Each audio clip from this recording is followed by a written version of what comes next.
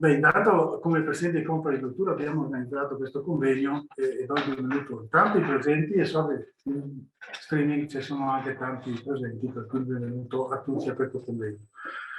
Abbiamo voluto in questa manifestazione organizzare un convegno che parla proprio del piano di sviluppo rurale, che è lo strumento che avremo a disposizione per migliorare le nostre le capacità, le imprese che operano sul nostro territorio per il prossimo futuro nell'ambito delle attività forestali.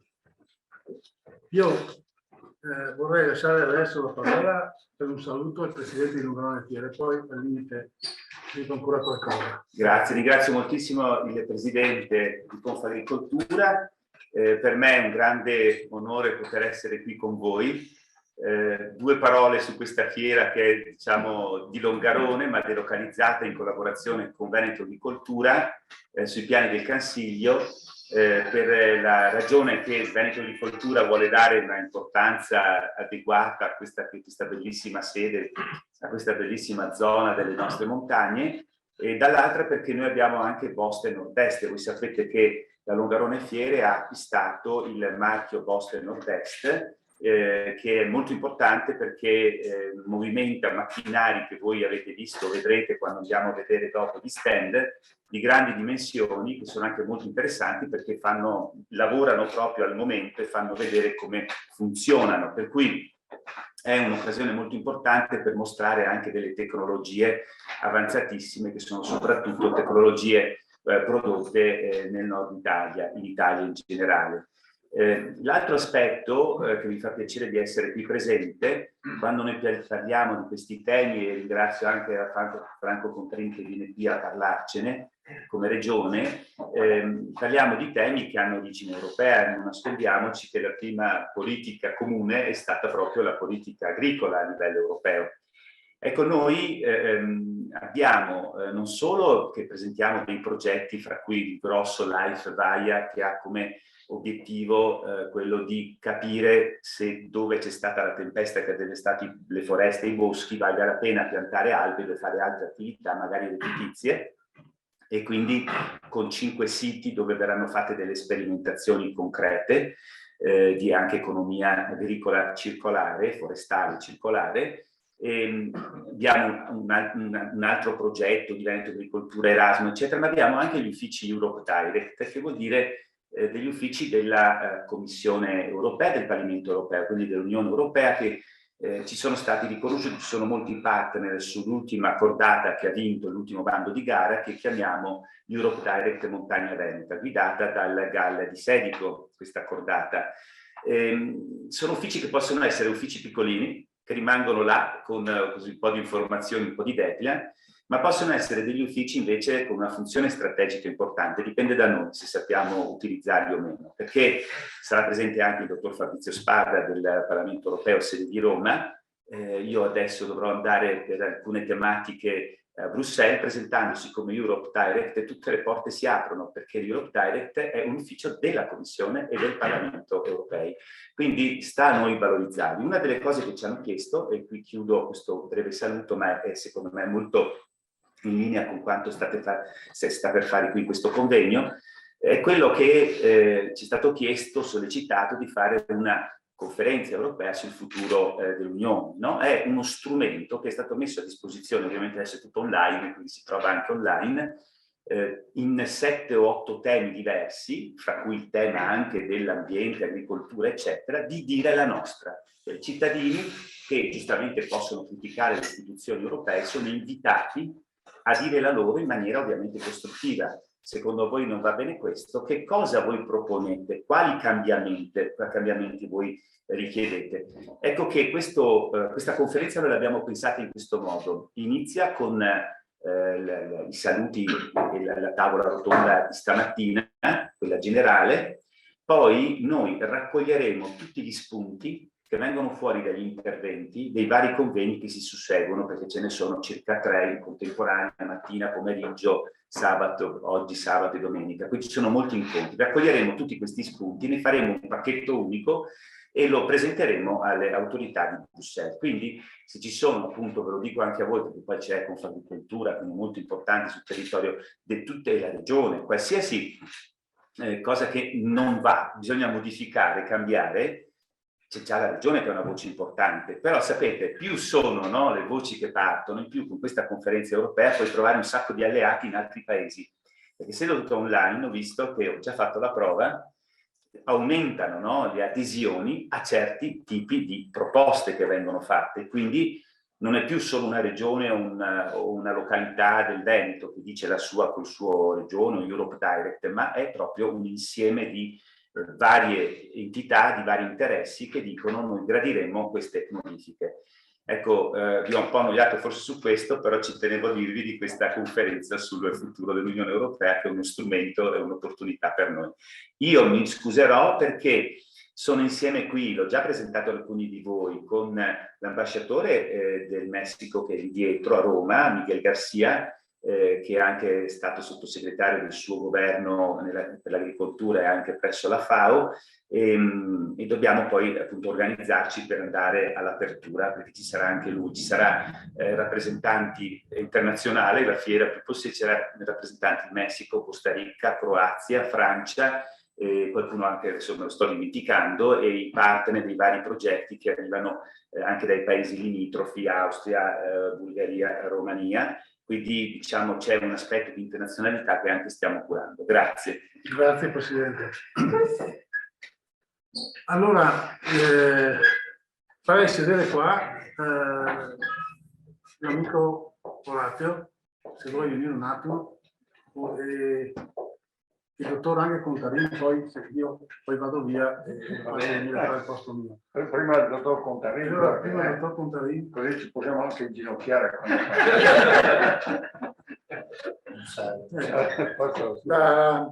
Io volevo aggiungere una cosa che da agricoltori siamo abituati che bisogna preparare il letto di semina, no? Bene, no? Il terreno va preparato bene, altrimenti se tu semini poi non viene niente, no? Non è che siamo tanto preoccupati di vendere seme, siamo preoccupati che il raccolto sia fruttuoso, per cui tutto quello che facciamo noi come organizzazione è proprio quello di preparare il terreno. Per preparare un terreno buono non è che basta, ci vuole l'aiuto un po' di tutti.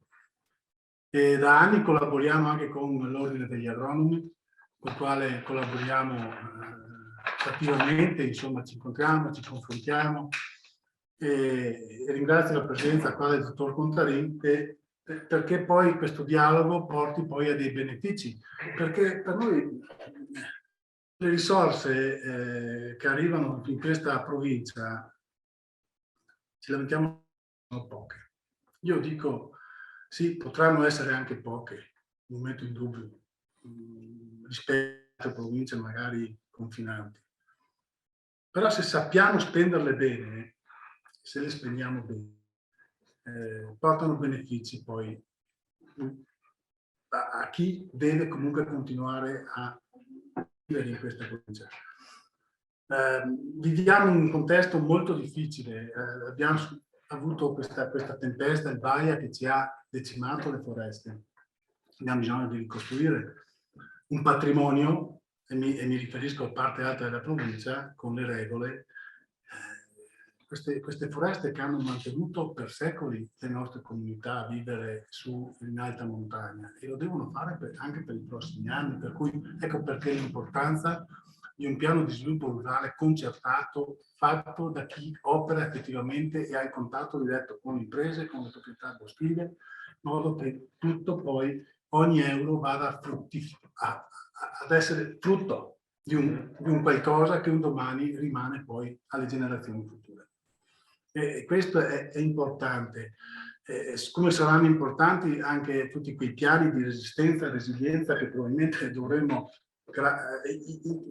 anche lì, con questa pandemia che c'è stata, che ha portato comunque, che ha sconvolto anche le nostre comunità, che probabilmente avremo anche lì la necessità di confrontarci, in modo che anche lì si parla molto spesso di ricostruire una filiera del legno in provincia di Belluno. Beh, io me lo auguro, perché è da anni che si parla di ricostruire, di riportare a frutto le nostre foreste, di riuscire a utilizzare e di chiudere. Si parla sempre di economia circolare, ma per farlo poi bisogna che tutti quanti ci mettiamo intorno a un tavolo a discutere, a parlare e fare in modo che chi poi ha responsabilità e che ha il diretto contatto con Bruxelles, con queste risorse che arrivano, possano mettere a disposizione di chi poi le deve utilizzare, proprio perché generino redditi per le generazioni future che devono continuare a vivere sulle nostre montagne. Io ci tenevo a dire questo, ringrazio il dottor Andre, che poi io gli lascerò il posto qui, e il dottor Montarin, che ci illustrerà il piano di sviluppo. E poi chiaramente la discussione aperta a tutti per domande e per confrontarci veramente su questo piano di sviluppo. Grazie. Grazie Presidente. Ora è bene che si metta sullo scanno centrale.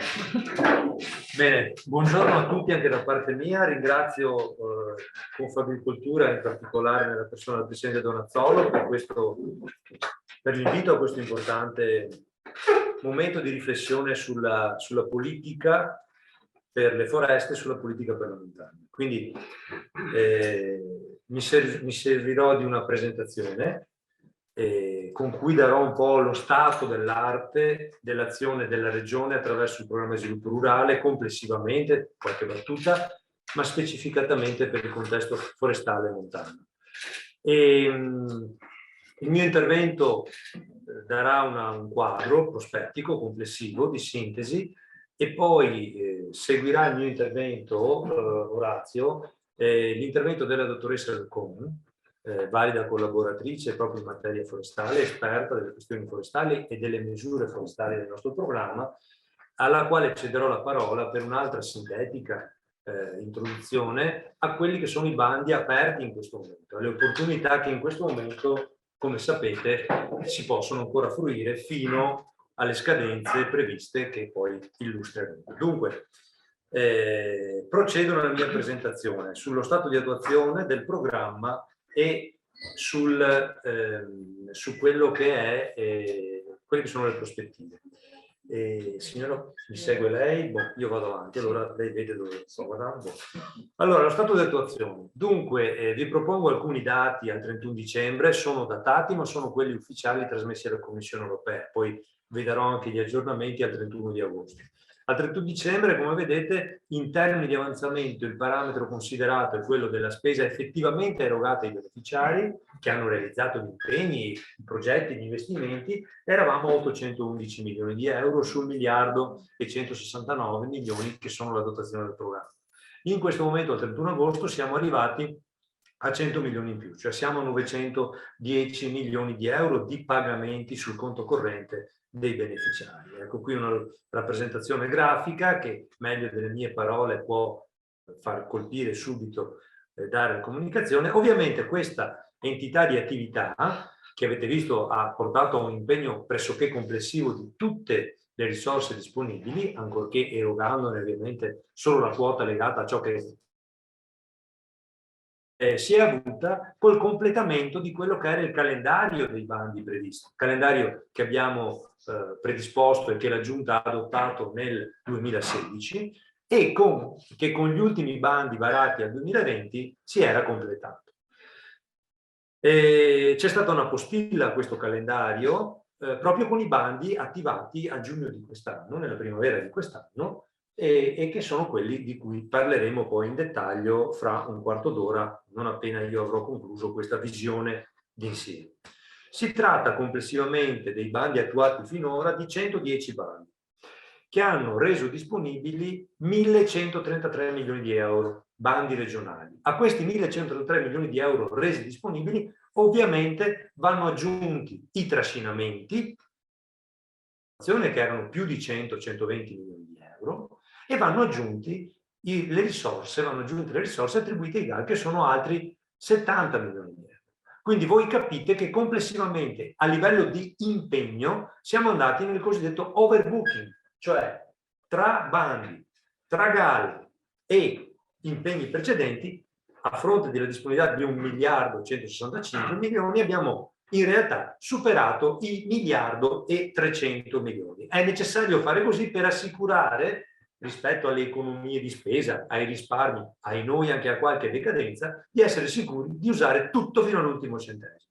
Quindi si fa una stima in base a parametri statistici che vengono dal nostro sistema di gestione e, diciamo così, ci prendiamo questo franchigia utile, questo buffer per compensare eventuali risparmi. Vabbè, un'altra rappresentazione che dice cosa? Dice quante sono però le domande, quanti sono i beneficiari, li approssimiamo con il numero delle domande e vedete che al 31 dicembre avevamo già, in termini di domande finanziate oppure ammesse, oppure partivamo da oltre 52.000 domande presentate, su 35.000, 36.000 erano quelle finanziate. Ovviamente sono numeri, questi qui, non definitivi, perché nel frattempo abbiamo avuto ulteriori bandi. Come sapete, l'ultimo in ordine di decreti di finanziamento qualche giorno fa, l'ultimo bando dei giovani agricoltori.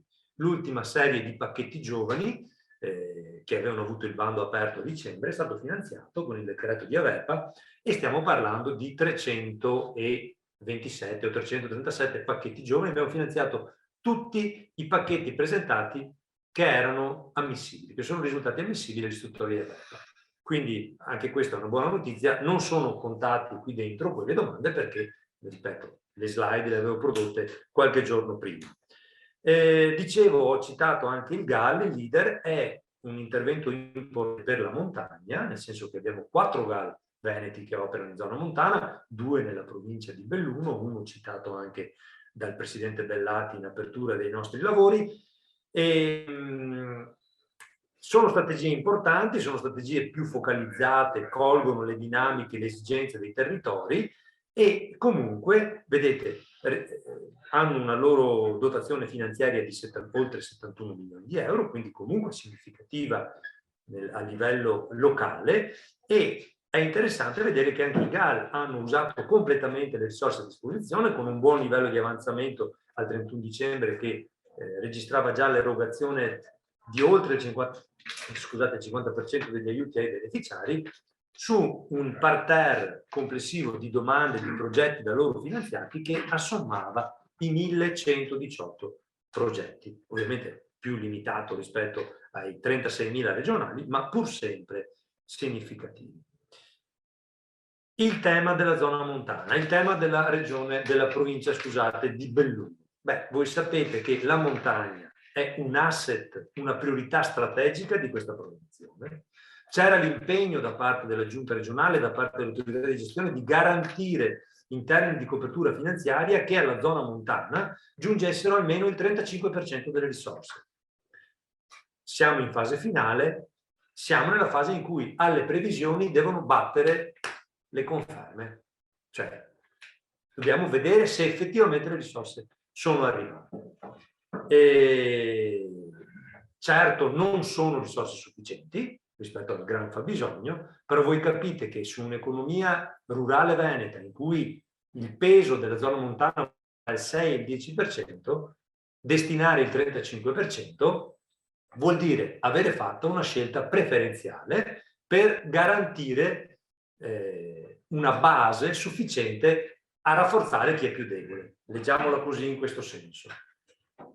Dicevo, l'obiettivo era il 35%, c'è una vitalità in zona montana rappresentata dall'incidenza sulle varie misure della numerosità delle domande, vedete, è interessante, ma più interessante del progetto, del numero di domande, è vedere quello che dicevo, cioè abbiamo la regione bene al 31 dicembre, anzi no scusate, l'estrazione è al 1° settembre scorso, quindi a oggi. Vedete il dettaglio per le varie misure, ma vedete soprattutto la somma totale. Di 1.046.000.000 tutti concessi sui bandi regionali a quella data, voi vedete che oltre il 40%, e molte attività sono ancora in realizzazione, ma oltre il 40% del, quindi non del promesso, ma di quello che è stato erogato, no scusate, del concesso, chiedo venia, e in proporzione anche dell'erogato, vedete che oltre il 40% è ciò che è stato assegnato alla zona media. Quindi rispetto a quell'obiettivo è un fatto positivo, siamo addirittura in più, siamo qualcosa in più. Questo dà conto della serietà dell'impegno assunto. Non era una pia intenzione, non è rimasta un'intenzione, ma è un fatto concreto. È sufficiente, concordo col Presidente Donazzolo, la prova dei fatti ci dice di no. Però la prova dei fatti ci dice anche che c'è una solidità, una serietà di rapporto, per cui si tratterà di fare proprio quello che tu, Presidente, hai detto poc'anzi. Una sintesi tra le associazioni, tra le categorie coinvolte, col supporto prezioso dei professionisti, per guardare avanti ai prossimi 10 anni e consegnare anche alla Regione nel suo ruolo, anche alle istituzioni europee, le linee più importanti su cui far convergere il maggior numero di risorse a disposizione. Quelle del prossimo sviluppo rurale, quelle dell'intera prossima PAC, quelle del PNR, quelle di qualsiasi linea di finanziamento possiamo andare a pescare. Abbiamo visto che anche VAIA, una grande sciagura, in realtà, ma lo leggeremo bene fra qualche anno, ha portato un'opportunità. L'opportunità di rimettere mano a interventi che aspettavamo da molto tempo. Sapete che su VAIA è arrivato 1 miliardo, quasi 1 miliardo e 200 milioni. Sapete che il pacchetto servicolturale su VAIA, che vede protagonista proprio le regole, ha assegnato 35-36 milioni di euro di aiuto per l'allontanamento dei materiali schiantati e il ripristino del bosco. Non è solo questo, ci sono tante altre cose, quindi la conferma è che se c'è l'idea, se c'è la strategia, le risorse, gli attori si impegnano a trovarle. Non saranno sufficienti, ma potranno essere importanti. Il dato che ho presentato in queste poche slide conferma questa cosa. Vediamo cosa sta succedendo adesso. Adesso vuol dire da qui al 31 dicembre 2022 e poi proverò in pillole a consegnare quello che succederà dal gennaio 2023 in poi fino al 2027-2029 compreso. Allora sapete che siamo in piena fase di transizione. Cosa vuol dire? Che per la prima volta nella storia della PAC tutta la PAC ha avuto una puntata in più, cioè non si chiude al 2020 ma si va fino al 31 dicembre 2022 con un'iniezione aggiuntiva di risorse. Per quanto riguarda il primo pilastro, ovviamente si prosegue con le logiche dei titoli, dei pagamenti di base, del greening, dell'OCM unica come la conosciamo nelle sue varie sfaccettature, vitivinicolo, latte, scusate, ortofrutta, api e quant'altro.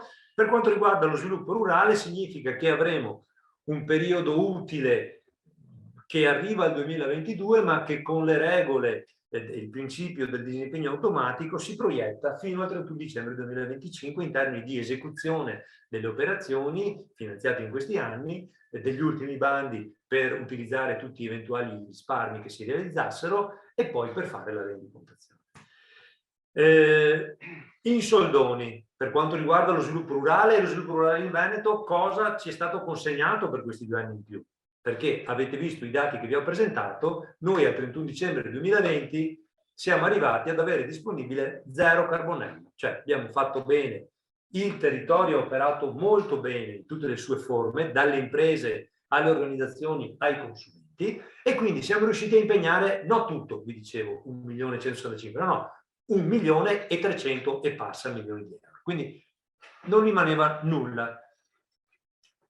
La conferma è che avete visto che i bandi di giugno, pubblicati a luglio, li abbiamo fatto con degli importi ridicoli. Mettere 1,5 milioni di euro sulla 431 infrastrutture della montagna è come dire vai a fare un pranzo, però comincia dai grissini, ti pago i grissini, mi pare un po' poco, no? L'abbiamo fatto proprio raschiando il barile per far partire, perché confidavamo sulle risorse che erano in arrivo proprio in quei giorni. Bene, l'Unione Europea con i regolamenti, con i propri bilanci ha stanziato le dotazioni dal 21 al 27 complessivo. Con questa slide io vi segnalo una cosa, molti di voi l'hanno già sentita, il piatto, tra virgolette, piange. Cioè ci siamo seduti a tavola, ma ci è stato detto il menù non hai più il tris, ti diamo solo un bis di primi e un bis di secondi. Cioè perdiamo, rispetto al 14-20, il 10% di risorse. Lo perde l'intera PAC, lo perde lo sviluppo rurale. Vedete, passiamo dai 96-97 miliardi di aiuto FEASR del 14-20 agli 86 complessivi per tutti i 27 Stati membri. Ok? Qualcuno dirà, ma eravamo in 28, siamo in 27. Ok, ho capito. Comunque la PAC e il FEASR perdono il 10%. Sapete diversamente, la politica di coesione, PO vari del Fondo Sociale Plus e PO vari nazionali e regionali del Fondo di Sviluppo Regionale FESR, guadagnano un 25% in più.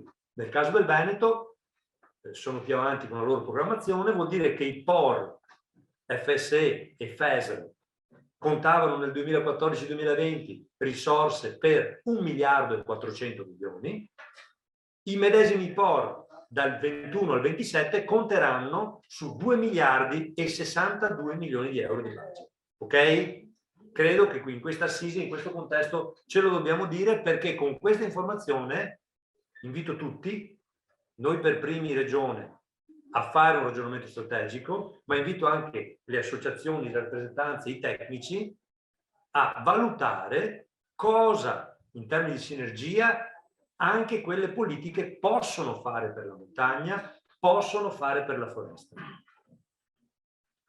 Dicevo, di questa cifra, cosa arriva all'Italia in questi 2 anni, di questa cifra del FEASR 21-27? Allora, il regolamento 2220, pubblicato il 23 dicembre del 2020, assegna la dotazione del FEASR a livello di singolo Stato membro. All'Italia sono stati assegnati qualcosa come circa 3 miliardi, un po' meno forse, se non ricordo la cifra esatta, di quota FEASR. Sapete che la quota FEASR ha un meccanismo di cofinanziamento, richiede la partecipazione dello Stato a livello centrale e a livello regionale. In Italia arriviamo a un coacervo di 6 milioni e 900, quasi 7, scusate, 6 miliardi e 991 milioni di euro, quasi 7 miliardi per questi 2 anni spesabili su 5 anni. Di questa cifra di 7 miliardi, cosa arriva al Veneto? Al Veneto arrivano 392 milioni, poco più, ok? È una quota importante, è una quota significativa. Se vogliamo, è di più della media ricevuta dividendo la quota 14-20 sui 7 anni, ok? Quindi possiamo fare cose significative e importanti. Per usare queste risorse si è dovuti passare per una modifica del PSR che, come conoscono bene le associazioni che siedono al tavolo verde e al comitato di sorveglianza del programma di sviluppo rurale, è una modifica che è stata decisa, sviluppata, articolata e votata dal Consiglio regionale a luglio scorso, il 21 luglio del 2021. Questa modifica ha alcuni presupposti. Un primo presupposto per garantire prontezza di risposta alle esigenze del territorio è stata quella di confermare gli obiettivi, di confermare i fabbisogni e anche le regole tecniche di funzionamento delle misure dell'attuale PSR. Potevamo anche modificarle, motivatamente modificarle. Abbiamo limitato moltissimo queste modifiche, riguardano solo la misura promozione fondamentalmente e qualche dettaglio, perché imbarcarci in una modifica più importante, come hanno fatto alcuni PSR in Europa, determinava un rischio e una probabilità elevata di allungare i tempi del negoziato e della possibilità di implementare queste risorse. Quindi abbiamo proceduto in questo senso. Ora, con questa slide che sto proiettando in questo momento do conto di alcune scelte, cioè di come le risorse sono state poi, sempre le stesse, di come le risorse sono state ripartite, di come sono andate le scelte. Allora, il dettaglio lo affido agli atti del convegno, alle slide che vi verranno rese disponibili sui vari siti delle associazioni e sicuramente di questo evento importante di Longarone Fiere, del Festival delle Foreste. E potrete studiarvela attentamente. Io mi limito a segnalare che ci sono due scelte importanti, tre, guardando all'entità delle risorse, cioè in proporzione dove sono andati a finire i 390 e passa milioni di euro. Allora vedete che una scelta importante è quella di investire sul medio termine, misura 4. La misura 4 contiene gli investimenti dell'azienda agricola, gli investimenti necessari a fare trasformazione e commercializzazione dei prodotti agricoli, gli investimenti sul territorio. 174 milioni di euro. Questa è la dotazione, cioè c'è una ripartenza, 2 anni importanti per dare modo alle nostre imprese, ai nostri giovani imprenditori di strutturare un tessuto di imprese che guardino con solidità e serenità, speriamo, maggiore serenità, ecco, ai prossimi 10 anni. L'altra grande scelta la vedete passando alle misure 10, alle misure 11, all'indennità compensativa. Sapete che la PAC, ma tutta la politica europea, tutta quanta, risponde alla logica del Green Deal. C'è una forte attenzione a quella che si chiama transizione ecologica. È un passaggio dovuto rispetto all'incidenza progressivamente più significativa che hanno i cambiamenti climatici, eventi estremi, situazioni drastiche che proprio nel contesto montano, proprio nel settore forestale, hanno già avuto anticipazioni devastanti, no? E quindi ci prospettano un percorso, speriamo di no, ma siamo nelle mani di Dio, come si dice, ma rispetto al quale dobbiamo attrezzarci. C'è una scelta importante anche qui, se voi sommate queste tre misure, queste tre misure che ho citato, vedete che arriviamo a 145, 150 milioni di euro. Sono su riga, non le ho sommate, per questo non mi viene un numero univoco, ma è il secondo pilastro, diciamo così, è il secondo basamento. È una scelta importante, anche qui protagoniste comunque le imprese agricole e le imprese agricole del contesto montano. Ultimo elemento che non abbiamo trascurato è lo sviluppo locale. Avete visto quanto incide anche nella nostra piccola strategia di leader, 4 GAL su 9 sono in zona montana, considerando non montano quello comunque delle alte colline dell'alta Marca Trevigiana, che è borderline, diciamo così, tra l'alta collina e la bassa montagna, e lì abbiamo un'iniezione di 18 e passa milioni di euro, proprio per consentire anche a queste politiche locali più vicine a queste dinamiche di stare attenti al potenziale del territorio, di poter gestire interventi utili a questo fine.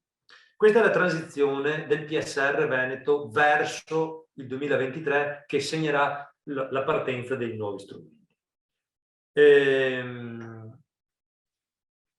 Oltre a riprogrammare e modificare il PSR, subito dopo, ad agosto, tra luglio e agosto, siamo intervenuti con alcune delibere.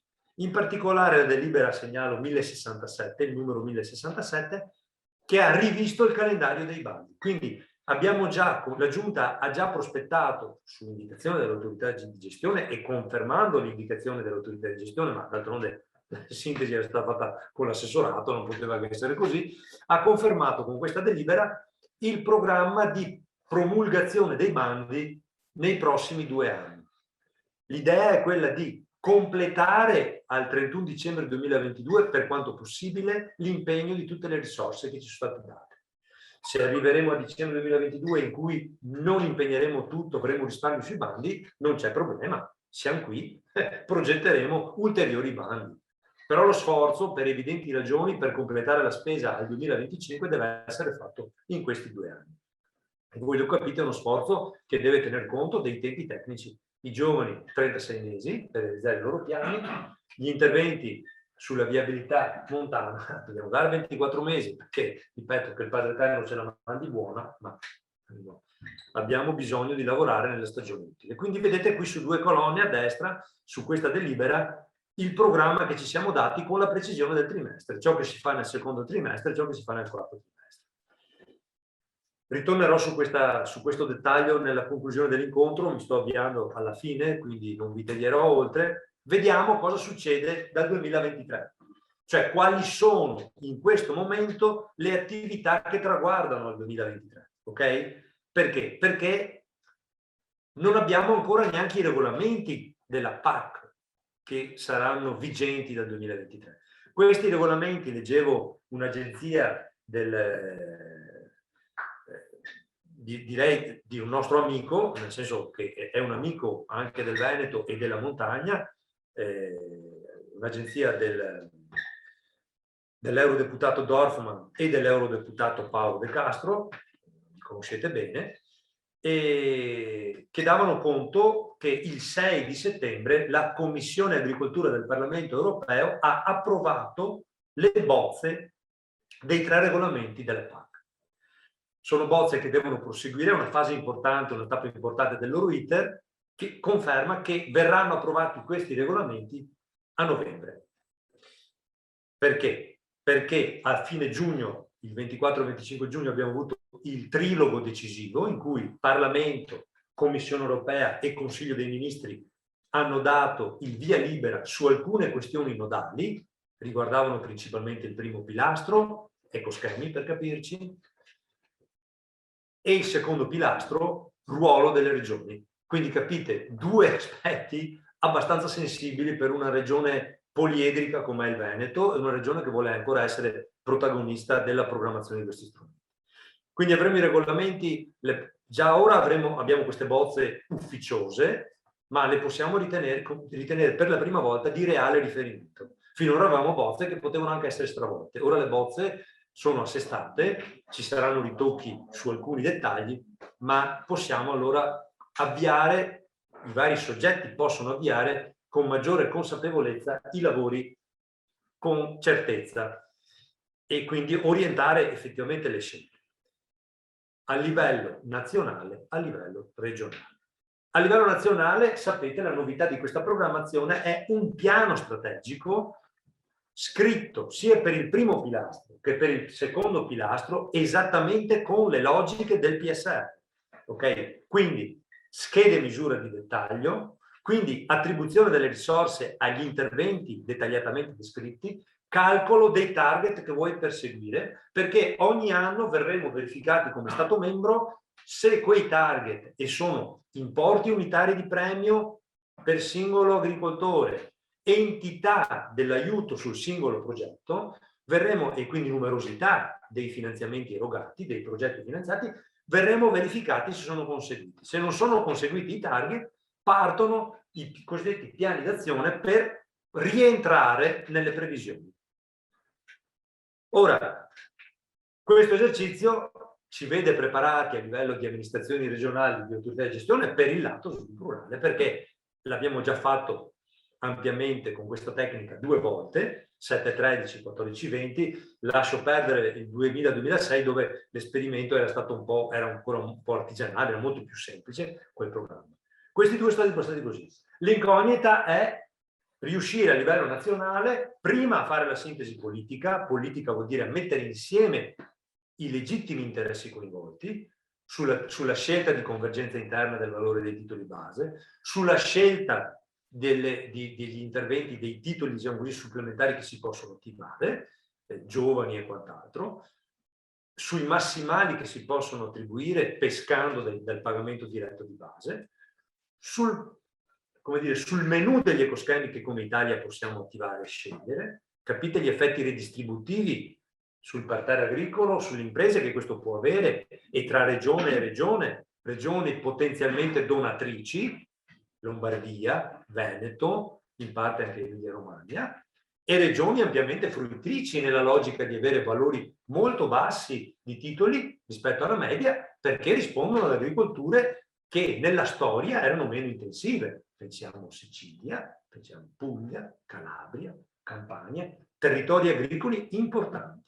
Quindi capite che fare questo esercizio nuovo sulle misure del primo pilastro, che hanno avuto una regia finora molto semplice, È un bel esercizio.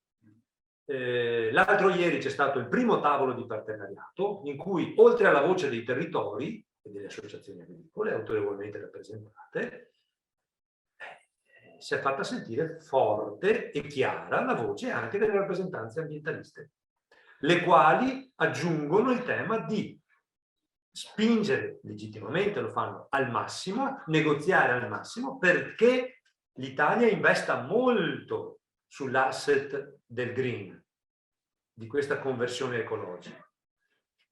E le rappresentanze agricole e anche il Ministero dobbiamo dare atto a far presente sì, ma questa PAC continua a rispondere agli obiettivi dell'articolo 39 del Trattato di Roma, e quindi equa redditività degli imprenditori agricoli e quindi sostegno all'innovazione per assicurare a prezzi accessibili a tutti il cibo, e un cibo che sia di qualità, di sanità, salubre. Quindi voi capite la partita quanto sia complicata con questa novità.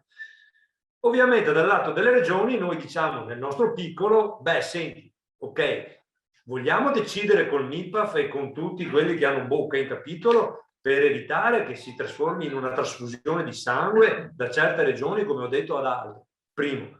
Ma secondo, vogliamo mantenere la prerogativa sullo sviluppo rurale, che è una politica non di reddito, come sapete, ma una politica di futuro, di condizioni per garantire la vita, la vitalità, lo sviluppo futuro del settore neanche agricolo, del settore rurale, atteso che la muscolatura e lo scheletro del settore rurale è l'impresa agricola, sono gli imprenditori agricoli, perché abbiamo la fortuna in Veneto e abbiamo la fortuna soprattutto in questo territorio montano di avere ancora una diffusa maglia imprenditoriale che non può ridursi oltre. La regione ha chiaro questo, Presidente. La regione sa che oltre andando giù, c'è il deserto e dopo deserto leggi tutte le disgrazie che puoi mettere in fila nel deserto. Però non è semplice affrontare certo ambientalismo con le nostre argomentazioni. Non è semplice condividere una cultura di coltura del territorio e non di presunto rispetto del territorio abbandonandolo. Ok? È uno scontro qui da noi, ma è uno scontro dappertutto. La fatica è quella di convincere, per cui eventi come questi, sono andato via Gianangelo, ma lo ribadisco, eventi come questi vanno aperti il più possibile, e c'è lo sforzo, al grande pubblico. Grande pubblico intendo i cittadini, le persone che devono capire che è bello vedere il Cansiglio pieno, no? D'estate ci vengo anch'io a passeggiare con la famiglia, i bambini, spazio libero, sì, ma per avere questo Consiglio c'è una sfilza di robe che sempre meno persone, e noi no, si sono impegnate a fare per ricavarne reddito per le loro famiglie. Quindi è giusto, è doveroso rispettare la finalità di questi importanti strumenti che ancora abbiamo a disposizione a livello europeo. I temi, ecco, ho sintetizzato qui i temi che ho citato. Ve li affido alla vostra riflessione, sono argomenti che leggete nella stampa, sono argomenti che sono alla vostra disposizione. La sfida adesso è non perdere più tempo e scrivere questo benedetto PSN, ok? I lavori sono in corso, abbiamo lavorato sui fabbisogni, il Ministero con le sue 2 agenzie, il CREA e l'ISMEA, sono all'opera. Noi come parte tecnica delle regioni abbiamo mandato, in particolare noi di Veneto, abbiamo lavorato con la Conferenza regionale dell'agricoltura e del sviluppo rurale, abbiamo lavorato col partenariato, abbiamo scritto, siamo stati puntualissimi, abbiamo mandato i nostri contributi, adesso abbiamo dato una carica di domande per capire le istruzioni su come fare, eccetera. È lavoro che è in ripartenza adesso con maggiore celerità. Eccolo qui, l'ho detto, è importante questa fase perché la PAC deve comunque garantire e quantitativamente e qualitativamente uno sforzo a favore del Green Deal. Almeno il 37% delle risorse di tutte le politiche europee devono avere targa ambientale. Per noi non è cosa nuova perché già sul PSR abbiamo sperimentato quello e abbiamo trovato dei punti di equilibrio, misure ambientali col protagonismo delle imprese. Si tratta di fare lo stesso con questa nuova sfida in fondo che sono gli ecoschemi. Ok? Attenzione, in questo percorso c'è la variabile nuova. Ormai non è nuova, ma è roba da giornali tutti i giorni, lo citava il presidente Donazzolo, il PNRR. Ecco, non lo dico, ma il PNR contiene delle importanti, significative misure che hanno a che fare con certi elementi agricoli e rurali. Sarà importante nel percorso dei prossimi anni, e sapete che il PNR chiude al 31 dicembre 2026, quindi copre una parte della nuova programmazione, sarà importante tenerne conto, perché se è vero che abbiamo meno risorse, il 10% circa in meno, non si sa esattamente cosa succederà in Veneto e nelle regioni, ma di questo ci aspettiamo il taglio, dobbiamo sfruttare al massimo il PNR, evitare sovrapposizioni, e quindi serve veramente la regia strategica del PSN, è un fatto positivo, ma va impostato bene per evitare negligenze, e nelle negligenze o nelle sviste lo spreco di risorse, cioè troppo dove ci sono già due cose che finanziano e magari lasciare scoperto qualche azione importante o ridurre qualche azione significativa. Sto chiudendo le ultime due slide. La prima scadenza che abbiamo è dicembre, novembre-dicembre. Sapete che c'è la batteria, sempre l'infornata più grossa di bandi. Cosa ci aspettano come tipi di intervento che verranno attivati con bandi molto simili ai precedenti? Cito gli interventi. 321 è la promozione dei prodotti agricoli di qualità. I consorzi di tutela l'aspettano, le cooperative, realtà anche importanti, penso la Busche, Soligo, la stanno aspettando, per fare la promozione nei prossimi 2 anni. Promozione post-Covid, quindi è nevralgico questo bando. Cercheremo di mettere il massimo che possiamo di risorse. 4.1, investimenti delle aziende agricole. Qui abbiamo una batteria. Allora, classica 4.1, generalista, per imprenditori senior, ok? La chiudo così. 4.1 pacchetto giovani, ok? Bene, ci capiamo. 4.1 riconversione acqua, risparmio acqua e invasi, riguarda più la pianura, Presidente, però segnalo, dentro ci sono anche gli invasi per fare irrigazione e sappiamo che il tema dell'acqua è un tema dappertutto ormai, non ha segregazione territoriale, è un tema anche qui, è un tema anche in montagna come lo è assolutamente in collina, va bene? E poi abbiamo 4.1 investimenti per ridurre l'impatto in termini di ammoniaca come precursore del particolato da parte degli allevamenti, ok? Boh. 4.2.1 investimenti sull'agroindustria, trasformazione e commercializzazione dei prodotti. Ho citato 2 entità importanti per il vostro territorio, non sono le uniche 2, e non è solo la Tiro Caseario coinvolto, tutto. Apriremo un bando importante, l'ultimo, veramente penso probabilmente l'ultimo bando, e sarà penso anche il più importante finanziariamente della programmazione, dove avremo la nuova dotazione finanziaria, sono 37,5 milioni di euro che abbiamo stanziato su questa misura, sotto misura 4.2, più tutte le economie che abbiamo realizzato in questa programmazione. Quindi avremo cifre significative, speriamo adeguate all'esigenza di investimenti che sappiamo esserci. Ho detto il pacchetto giovani della 4.1, ma quindi anche la 6.1 premio insediamento giovani.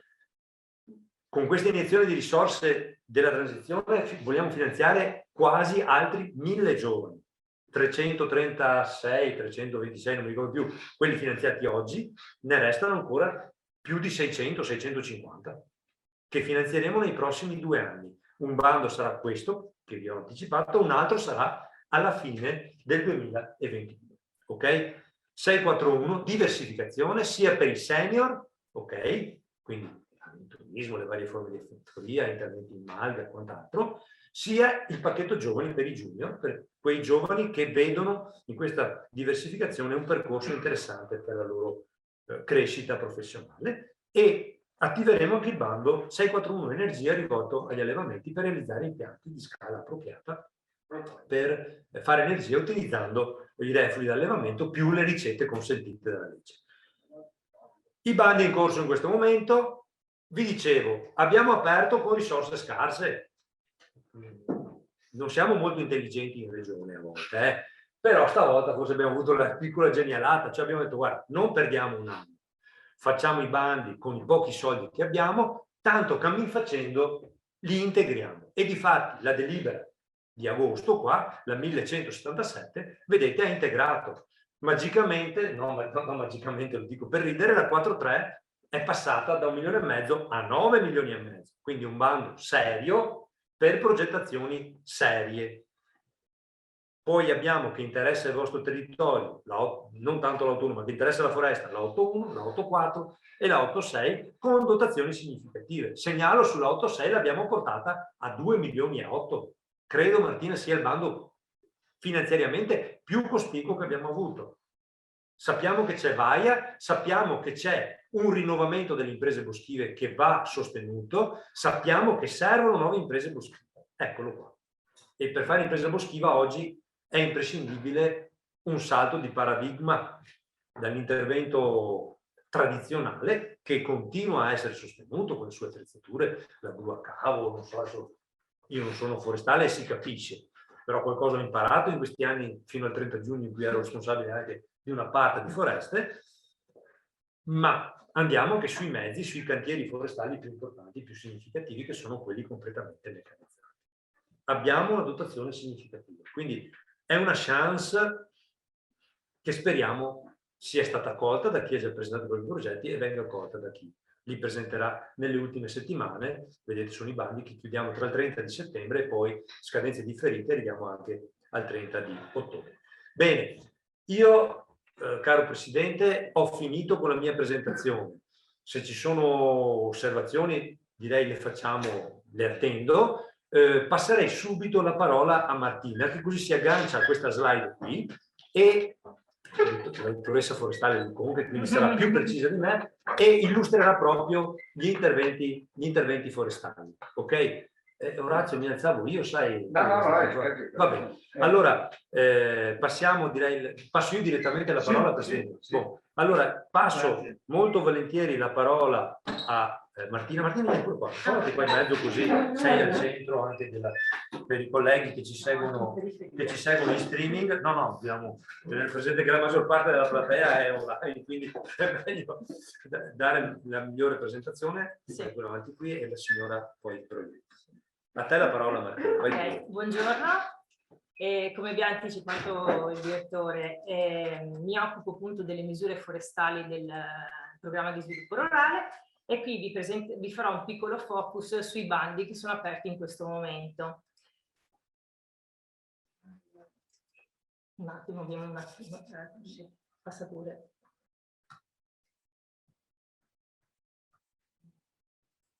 Ok.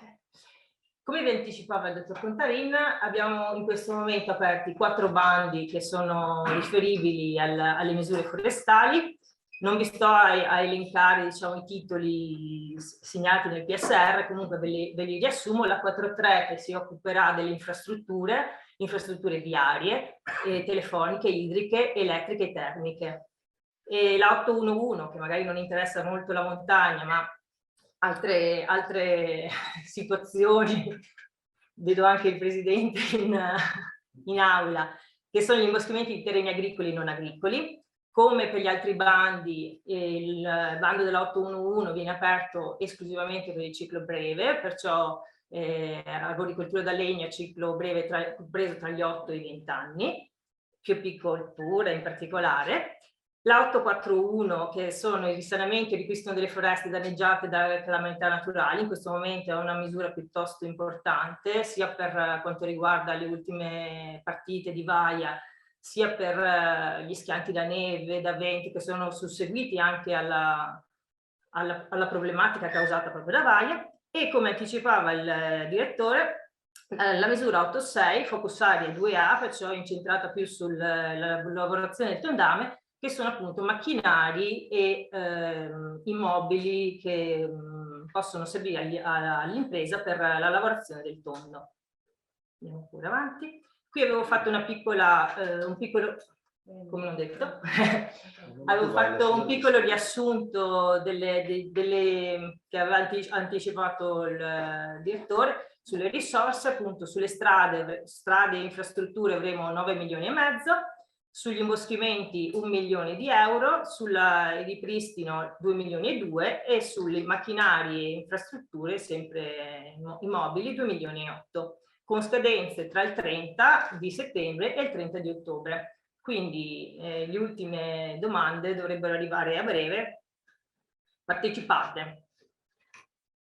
Adesso entriamo, diciamo, un po' nel merito delle varie misure. Spero di non annoiarvi troppo, perché magari molti di voi le conoscono già abbastanza.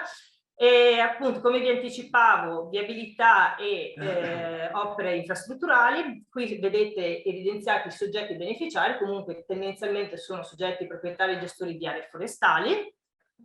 Le condizioni di ammissibilità, chiaramente non ve le ho elencate tutte perché sarebbero state troppe. Vi ho elencato quelle un po' più generali, perché poi a seconda del tipo di intervento si entra un po' nel merito più specifico.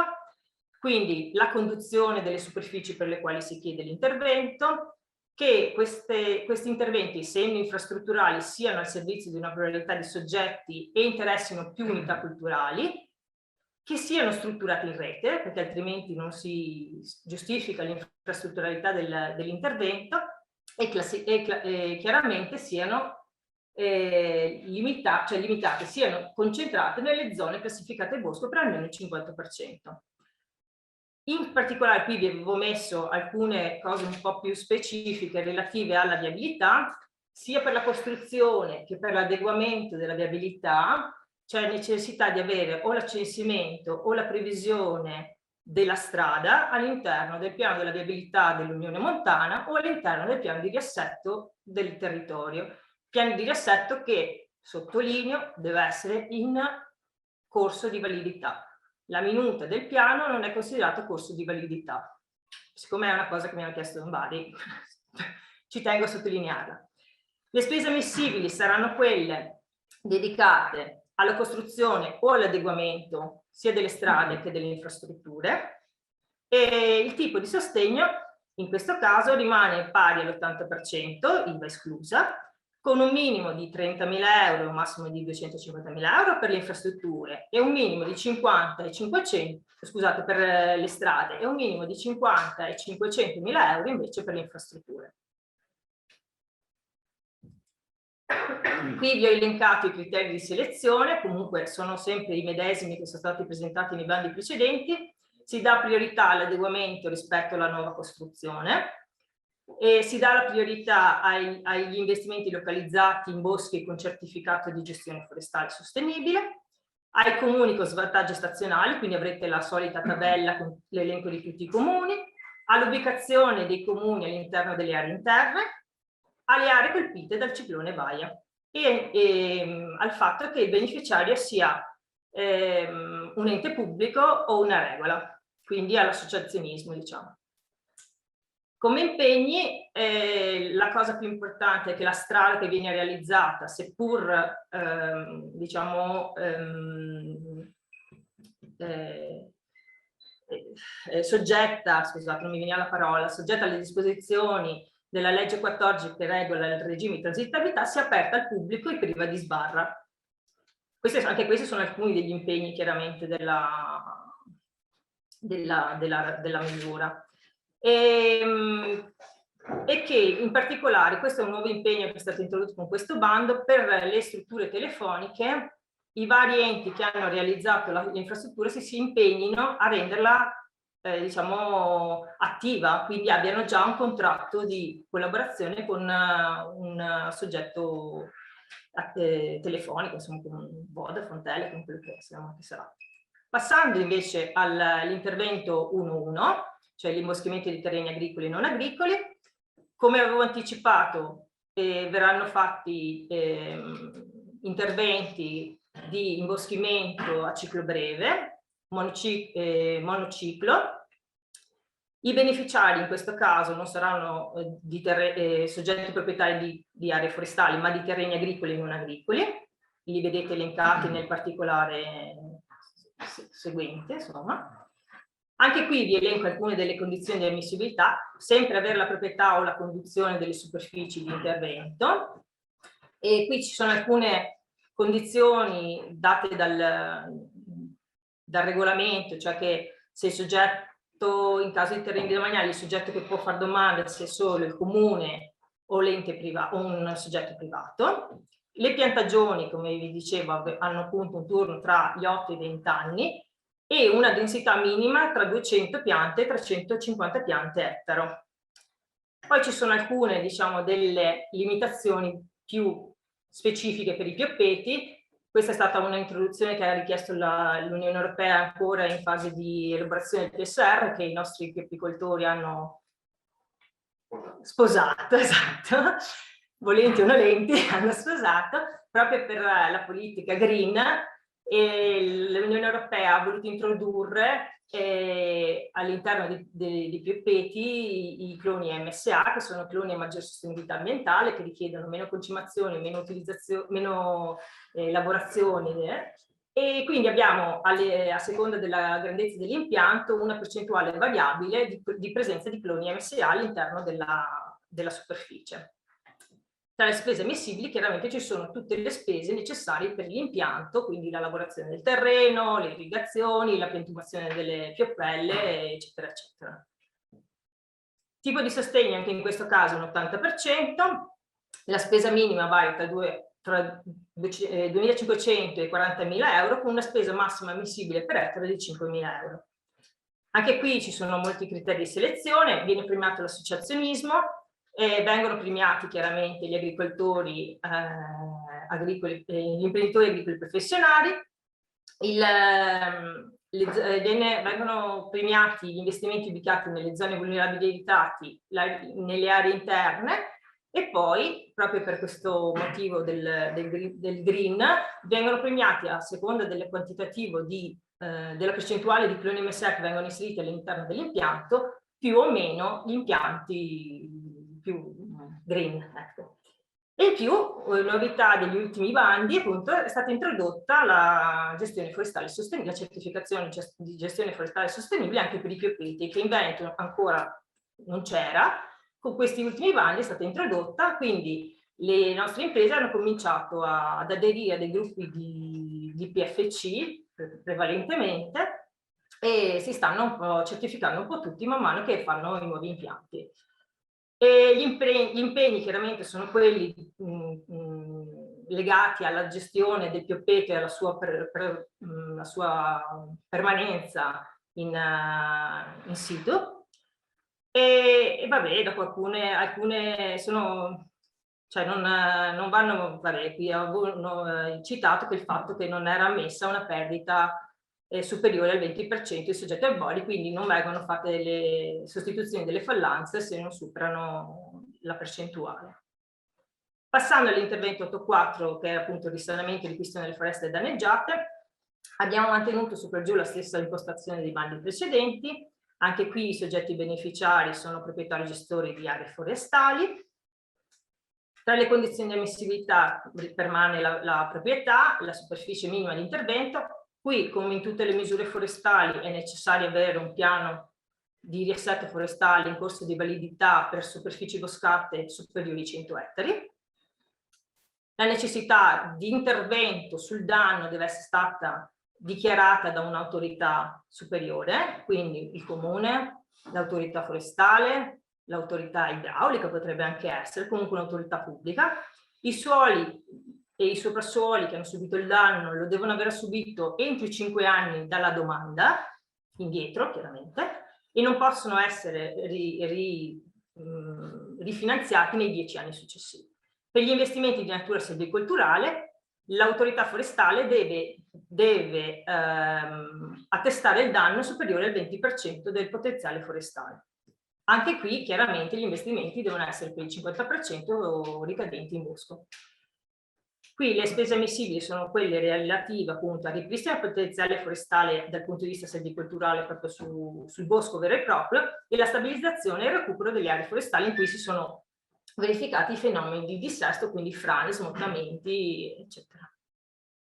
Il tipo di sostegno in questo caso è invece del 90%, quindi molto alto, la spesa minima è di 10.000 euro e la spesa massima è di 150.000 euro. Anche qui, come criteri di selezione, ci sarà la famosa tabella dei comuni, che è quella appunto delle foreste più esposte a maggior rischio idrogeologico.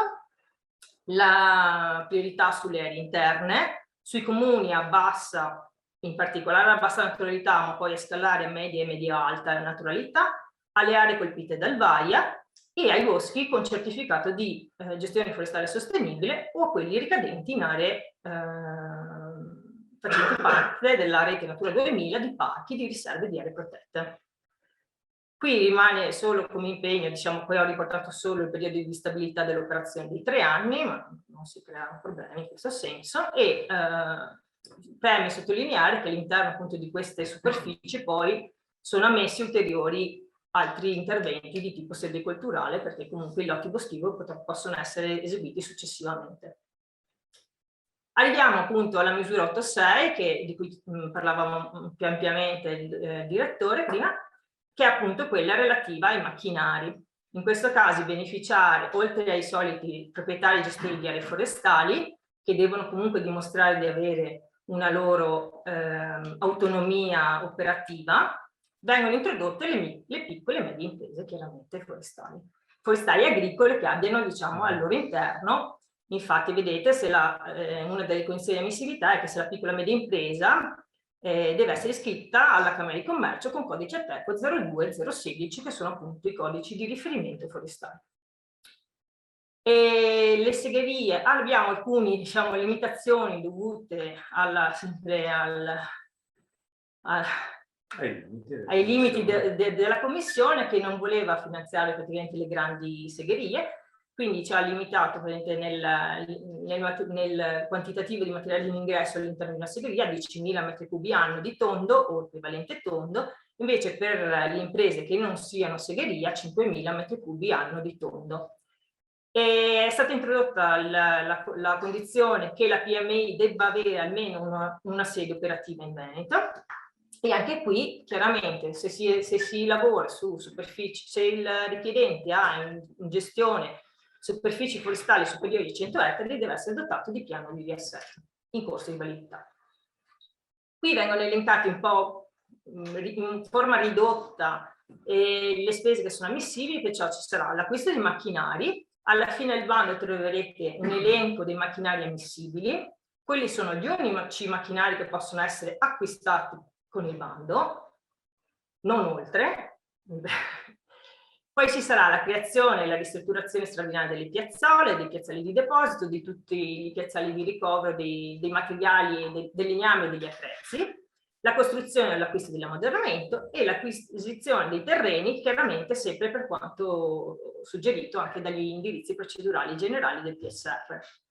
Il tipo di sostegno, come la maggior parte degli investimenti produttivi, è pari al 40% della spesa ammissibile senza IVA. La spesa ammissibile minima deve essere di 15.000 euro, massima di 500.000. I criteri di selezione, anche qua richiamiamo sempre l'intervento ubicato nei comuni con svantaggi stazionali, quindi avrete la solita tabella, i comuni in area interna, i boschi sui quali si lavora con certificato di gestione forestale sostenibile. In questo caso, parlando di imprese, abbiamo inserito anche la certificazione di catena di custodia, che è molto importante per le nostre imprese, investimenti realizzati da soggetti iscritti all'albo delle imprese forestali. Questa è una cosa che noi tendiamo a premiare, perché a breve la cosa diventerà molto presente per le nostre imprese, quindi ci auguriamo che la maggior parte dei nostri richiedenti sia iscritta all'albo delle imprese e che abbia la professionalità adeguata alla realizzazione dei lavori forestali. In questo caso nel criterio 3 vengono premiati gli acquisti di alcune tipologie di macchinari, come appunto le funiere per l'esbosco o macchinari per la lavorazione e l'identificazione dei prodotti legnosi. Anche qui viene premiato l'associazionismo e il consorzio tra privati o le regole, e vabbè, la concessione della gestione del patrimonio boscato di proprietà, avere la concessione del patrimonio boscato di proprietà pubblica. Io vi ringrazio per l'attenzione, se avete delle domande siamo a disposizione. Bene. Come Orazio deve intervenire, tu lascio questo. Ti lascio questo, posso mai mi lasci qua, mi sposto però perché si sta al centro. C'è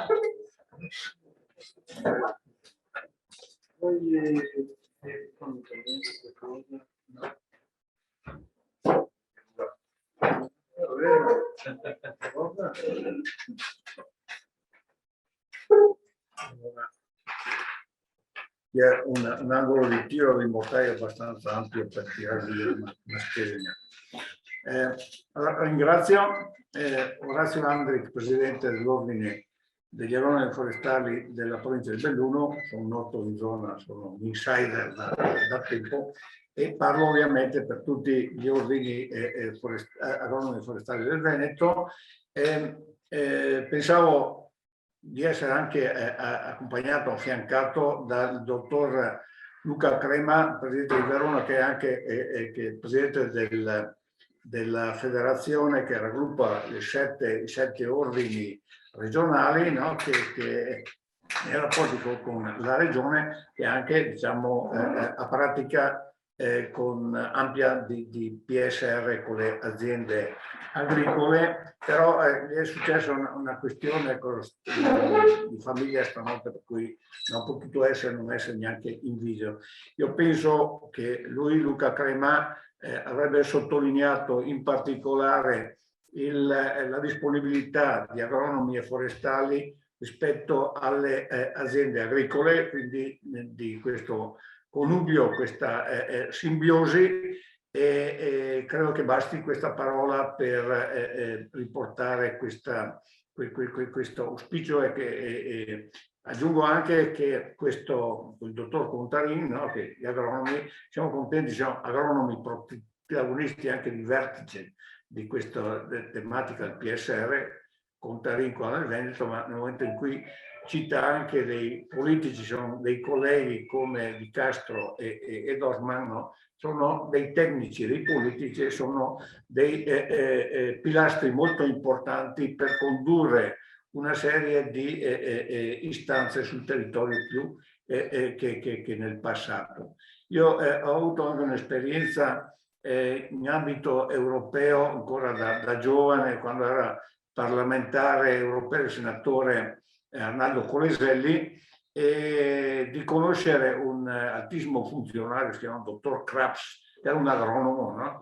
E quindi l'Europa era incominciata anche proprio con questa base sulla terra, sulla agronomia, dove ha dato molti più risultati che altre robe politiche quindi sarà difficile, non so, che l'Europa faccia un sistema di difesa, ma quello agricolo è già completamente instaurato, assorbito nel territorio europeo, di meno quello delle foreste, per tutta una serie di ragioni, perché abbiamo anche molti stati forestali molto diversi da stati tipo Finlandia, dove l'economia forestale è paragonabile a qualcosa di industriale, però anche lì sono fatti passi avanti.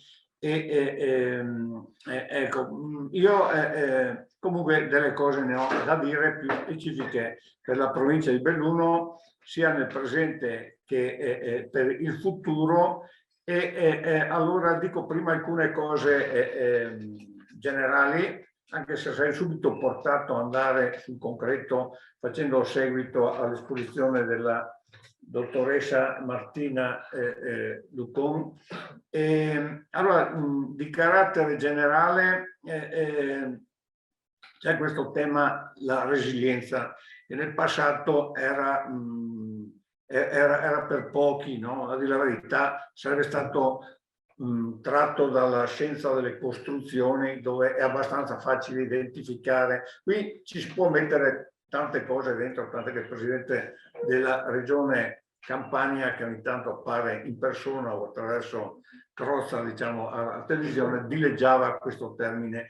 Io direi che nel futuro è bene anche che stabiliamo, ragioniamo tra di noi all'interno aziende professioniste funzionarie, che termini diamo alla resilienza, no? Per esempio Martina, la resilienza per le foreste potrebbe essere anche la capacità di rinnovazione, però c'è un problema della foreste e le funzioni delle foreste, per cui noi potremmo immaginare, per le foreste, una resilienza generale, no? Che però si stabilizza in 100 anni, no? Minimo.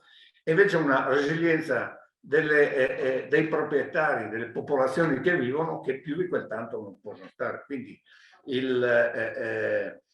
torneranno su alcune regole tipo quelle di Colle Santa Lucia, veramente provate i boschi, però intanto le regole, quindi proprietà, anche questa forma di proprietà che è peculiare della provincia di Belluno e che è anche preziosa culturalmente, no, chiuderanno, cosa faranno? Lo stesso andrà sul proprietà dei comuni, eccetera.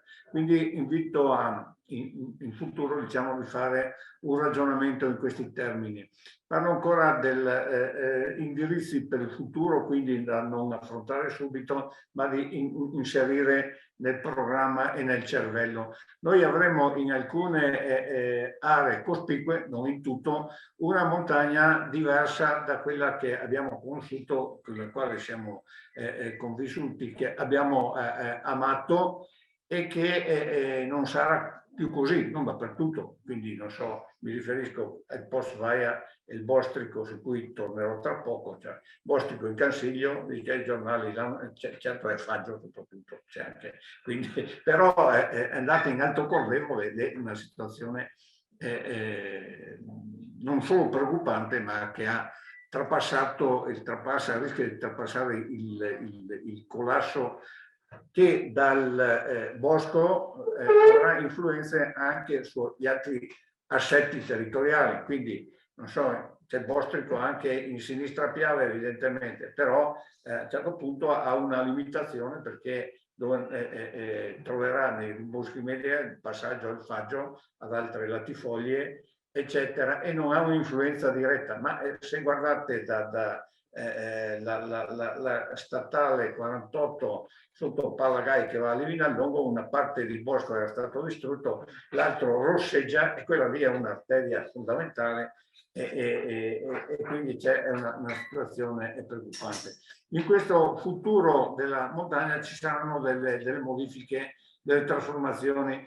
Il prossimo PSR potrebbe, quindi non diciamo di farlo adesso, già lanciare alcune idee, no? Una è sulle maglie. Il presidente Donazzolo dirà che avevamo troppo bosco prima, eccetera, quindi diciamo abbiamo anche un po' del DNA, certamente poteva essere, io al bosco non dove esagerava. Quindi possiamo recuperare degli spazi? Direi di sì. È ovvio che le zone schiantate con le ceppaie così non è che sono pronte per il pascolamento, si inciappa una bestia di lignaggio, diciamo, è un danno economico molto più che recuperare. Però ci sono delle zone che si possono recuperare e potrebbero essere quindi concepito un filone magari non molto grande, ma già da adesso, e anche dove, siccome Vaia non è che è andato dove si vuole, è andato dove ha lasciato invece molti boschi, diciamo, che hanno invaso delle maghe, e allora questa è una cosa, soprattutto nelle prealpi, da fare a tempi, diciamo, in futuro, ma da prendere in mano, per esempio prevedendo delle voci sulle maghe, sui pascoli, che possano completare l'utilizzazione boschiva. Quindi i piani di adattamento potranno dire: qua è zona gialla, quindi è pascolo, qui si possono prati arborati, ma che si possa tagliare. Non sempre quello che è nel pascolo è legname di alta qualità, quindi non è che dice che è una roba che si risolve da sola. E poi qui c'è un problema anche legislativo, bisogna affrontarlo, perché dice sì, tagli però deve essere 30%. Capisco ancora, però dal punto di vista del PSR però potrebbe essere completata, per esempio, con l'asporto di tutti i cascami, perché se tu tagli solo e lasci lì i cascami è ancora peggio di non avere. Quindi questa voce, che credo che sia sentita soprattutto nell'ambito delle prealpi, ma non solo.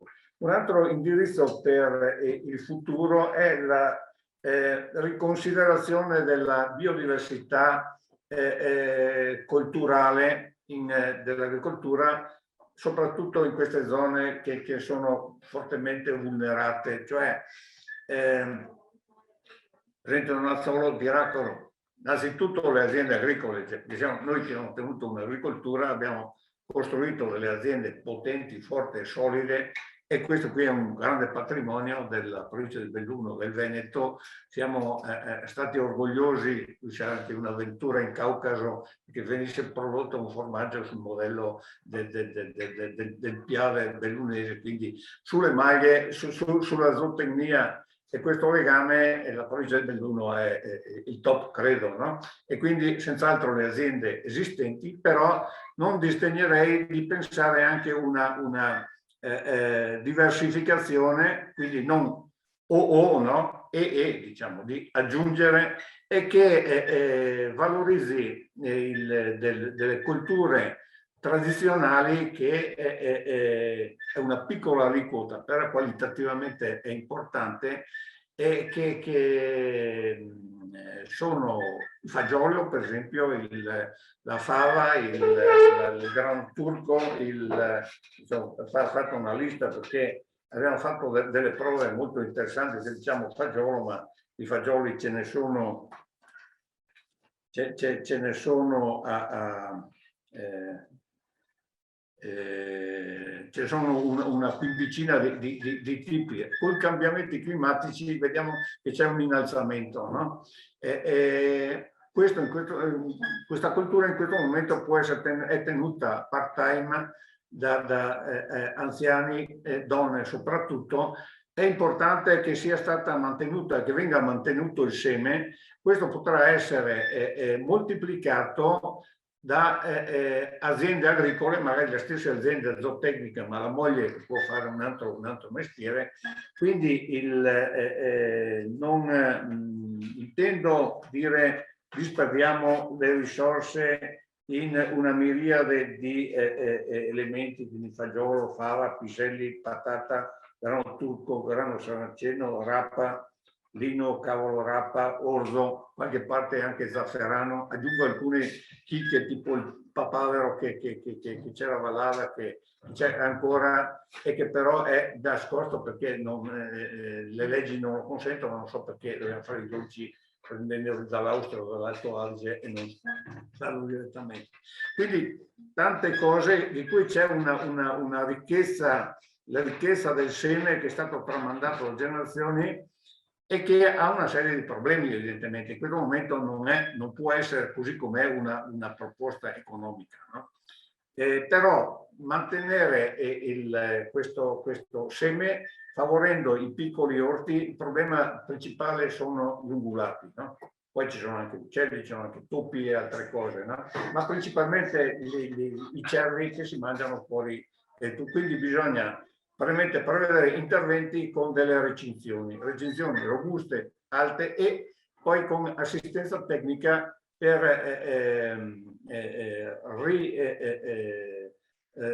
mettere un'organizzazione di scambio dei semi, eccetera.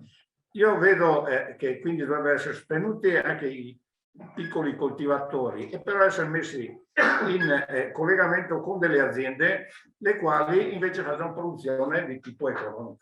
Quindi l'azienda non stia per tempo a tenere tutti i semi, lo prenda dai piccoli privati, anche anziani, e li moltiplichi. Allora, oltre un possibile mercato che può andare in loco che non trova difficoltà in ristoranti, sagre, feste, eccetera, di andare anche su dei negozi, diciamo, per esempio Giuseppe Pellegrini, nostro collega, in un ambito, una ricerca, ha trovato una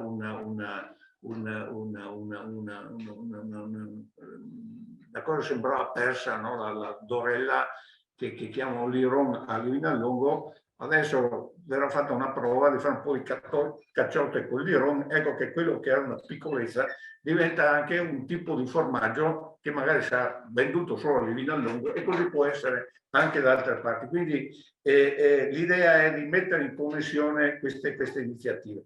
Un'idea del genere credo che possa essere utile per pensieri del futuro, non costi neanche tanto e che vada perfettamente nel green, anzi possa costituire anche per le aziende che fanno zootecnia un'aggiunta di immagini. Adesso vengo sulla questione dei boschi, no? Però in futuro alcune robe sulle strade, anche dopo il TUF, possono essere messe un po' a punto, perché cosa serve per fare alcune robe? È diventato famoso Draghi a dire whatever it takes, quello che serve, cioè questo è il concetto, no? E sulla base di questo di costruire le questioni qui. Dei problemi ci sono, non so, oggi per applicare la misura può fare una strada, ma è necessario magari prolungarla oltre un tot per fare 2 collegamenti, spendendo un tot che potrebbe essere inutile nel momento in cui oggi una strada può essere concepita con le gru a cavo, no? E quindi non col servizio come pensavo, dico anch'io, 20 anni fa nelle prealpi tipo Mel non avrei mai immaginato che venissero così le gru a cavo, e quindi il pensiero di come veniva fatta la viabilità è diverso da adesso. Però questo qui la prossima puntata. Ben vengano impiegati adesso tutti gli interventi. Con ciò auspico futuro anche uno stretto collegamento sulla base del concetto che ho detto. E per quanto riguarda le fitopatie, ci sono alcune robe interne, no, da chiarire. Una è già stata chiarita, per esempio la necessità dei progetti di taglio dove in aree in cui non si può transitare, no? Si può transitare fisicamente, no? Io adesso non sono giovanissimo, ho la mente di eroe ma non più il fisico, diciamo, e non solo nelle zone alte, ma anche qua nelle prealpi, no? Dove sembra facile, tu passi tra una ceppaia e l'altra, sei intricato, ti pare di essere pigliato come in Amazzonia, ancora che non viene su un boa constrictor da prenderti dall'altra parte. Quindi non è, per esempio, questo è un problema più dei servizi, diciamo, di poter fare la martellata, come tra l'altro noi abbiamo sempre cercato, e io anche particolarmente, di scegliere di prendersi la responsabilità pianta per pianta. Quindi bisogna fare delle aree. C'è una roba che confligge un po' col concetto del PSR, in cui dice dimmi sta roba, io te la pago, di più non ti pago, eccetera. Comunque questo è risolto, mi pare, con il concetto di piano di tagli aperto, no? Per cui allora invece un sistema, eccetera. Ci sono alcuni altri che magari, tipo il 20% del potenziale, ma di che cosa? Io penso che sia da porre a livello di particella, perché veramente se noi abbiamo o delle zone che sono state massacrate, no? Tipo Alto Corvino, ma così grande che gli enti forse non hanno ancora neanche la forza di affrontare questo problema, perché sono stati presi da strade, acquedotti, valanghe, eccetera. Invece ci sono delle aree che hanno avuto danni minori, ma che il 20% può essere, se si prende in toto, no? Un po' limitativo, anche perché chi è che ha calcolato quel 20%? Non sempre è possibile. Credo che per una unità una unità logica, diciamo. E comunque lasciamo stare il post VAIA che va bene. Mi domando se si può applicare questo intervento sull'emergenza corrente del bostrico. Allora, questo del bostrico di tipografo fuseria è una cosa un disastro in certe zone. Io gli ultimi 2 amici del popolo, giornale che è ancora più seguito in provincia di Belluno, Boschi a rischio a causa del bostrico, in prima pagina, quello è uscito ieri, sciagura bostrico, fate presto. Questo qua è il problema, che chi poi sta a distanza può aspettare, no? Ma saranno anche quelli che sono di Confagricoltura, dell'altra. In questo momento è un problema, era pronunciato, non poteva essere aspettato in queste dimensioni. A giugno c'era stato il maggio il freddo, dice, allora accidenti, se ne stava tranquillo, invece si è tirato sotto e tac, è ricomparso anche in zone. Nel giro di 3 settimane dalla fine di luglio si è notevolmente espanso. Allora io mi domando, questo si può inserire nella 841, no? Allora sì, però quali sono i problemi? Detto che ci sono delle aspettative, infatti non tiro fuori il giornale, c'è una risposta, dice ma adesso abbiamo dei soldi, no? Possiamo questi impiegarli? Allora ci sono alcuni vincoli che dovremmo togliere specificamente per il bostrico, è il prezzo del macchiatico, no? Perché in questo momento, giustamente nell'idea, il prezzo del macchiatico deve essere negativo. In questo momento un tecnico che dovesse, diciamo, dichiarare che questo intervento macchiatico mentirebbe, perché quasi dappertutto, se si taglia subito, immediatamente, il prezzo è positivo e finché la pianta non è danneggiata può essere anche ben positivo, per cui c'è il rischio appunto di mescolare le due cose. Però se ci sarà, se c'è il deterioramento, quindi non ci sarà, sicuro, ora che c'è tutto l'iter e potrà essere, questo qua non sarà più positivo, cioè anzi sarà negativo.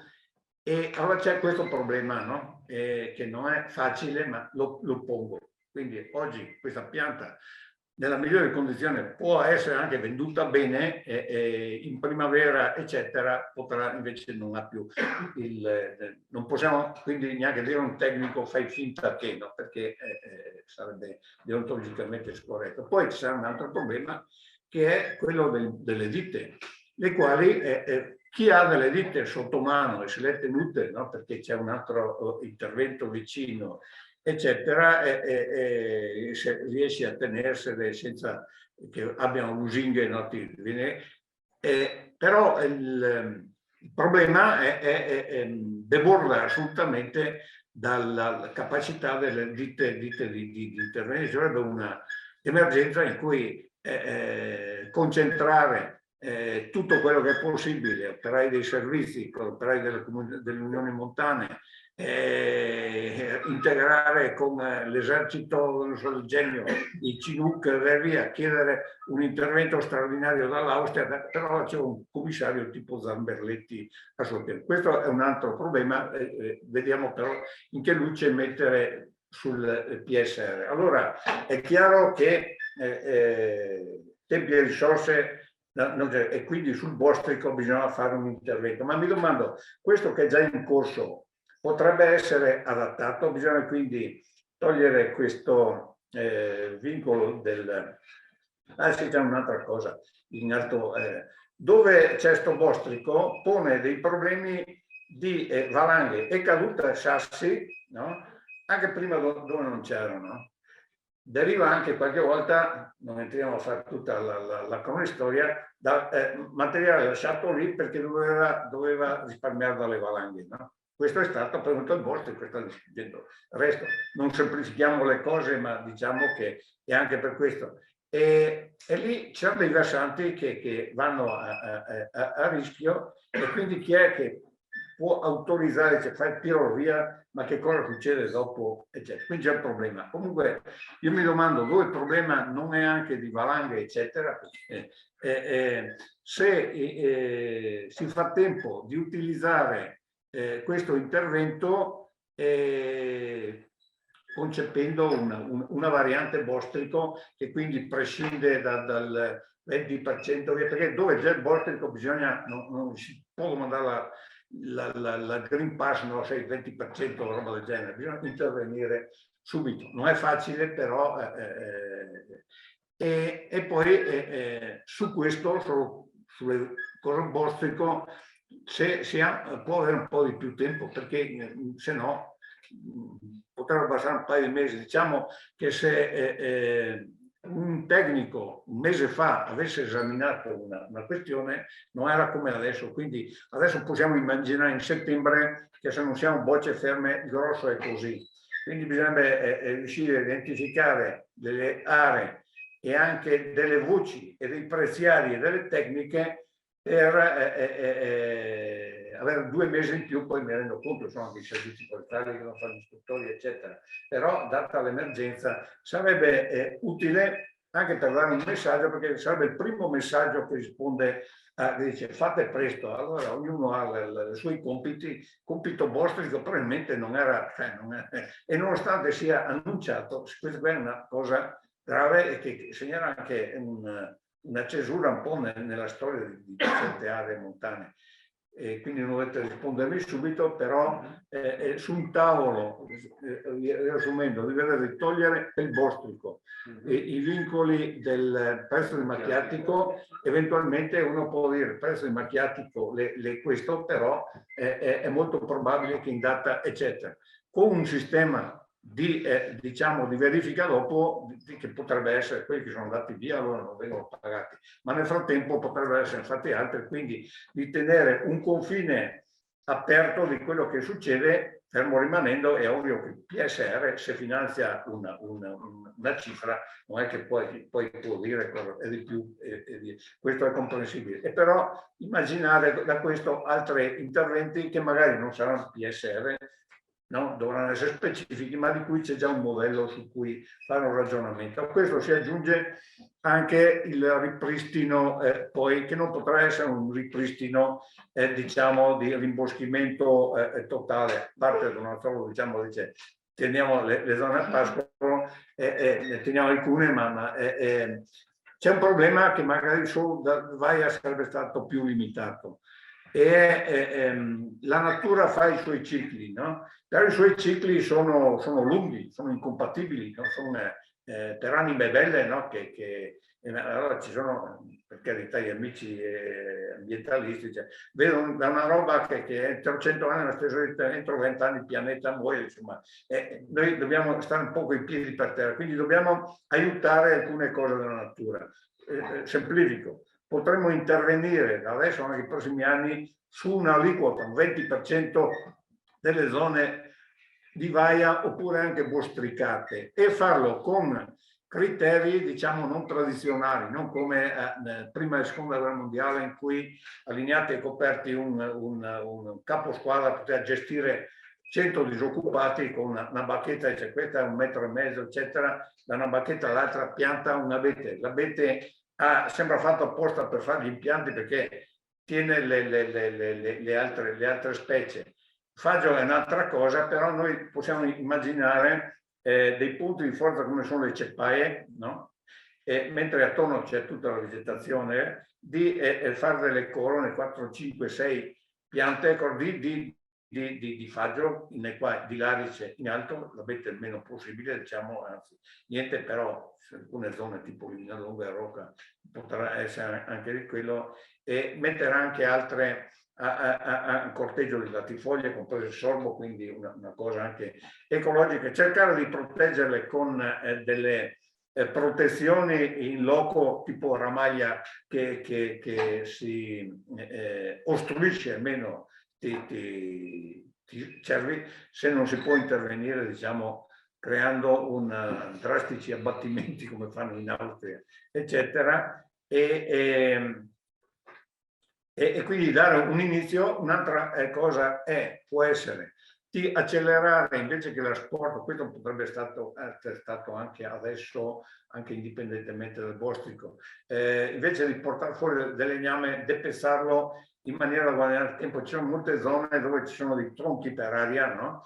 E quelli ora che cascano a terra e poi si decompongono, a 20 anni minimo necessari per la natura se ne aggiungono altri 20-40, quindi partiremo, per ben che vada, un processo di innovazione naturale lì in 40 anni, quindi accelerare, vedere anche questo dal punto di vista amministrativo. I rinfortimenti sono previsti comunque nell'8.4. Rinfortimenti?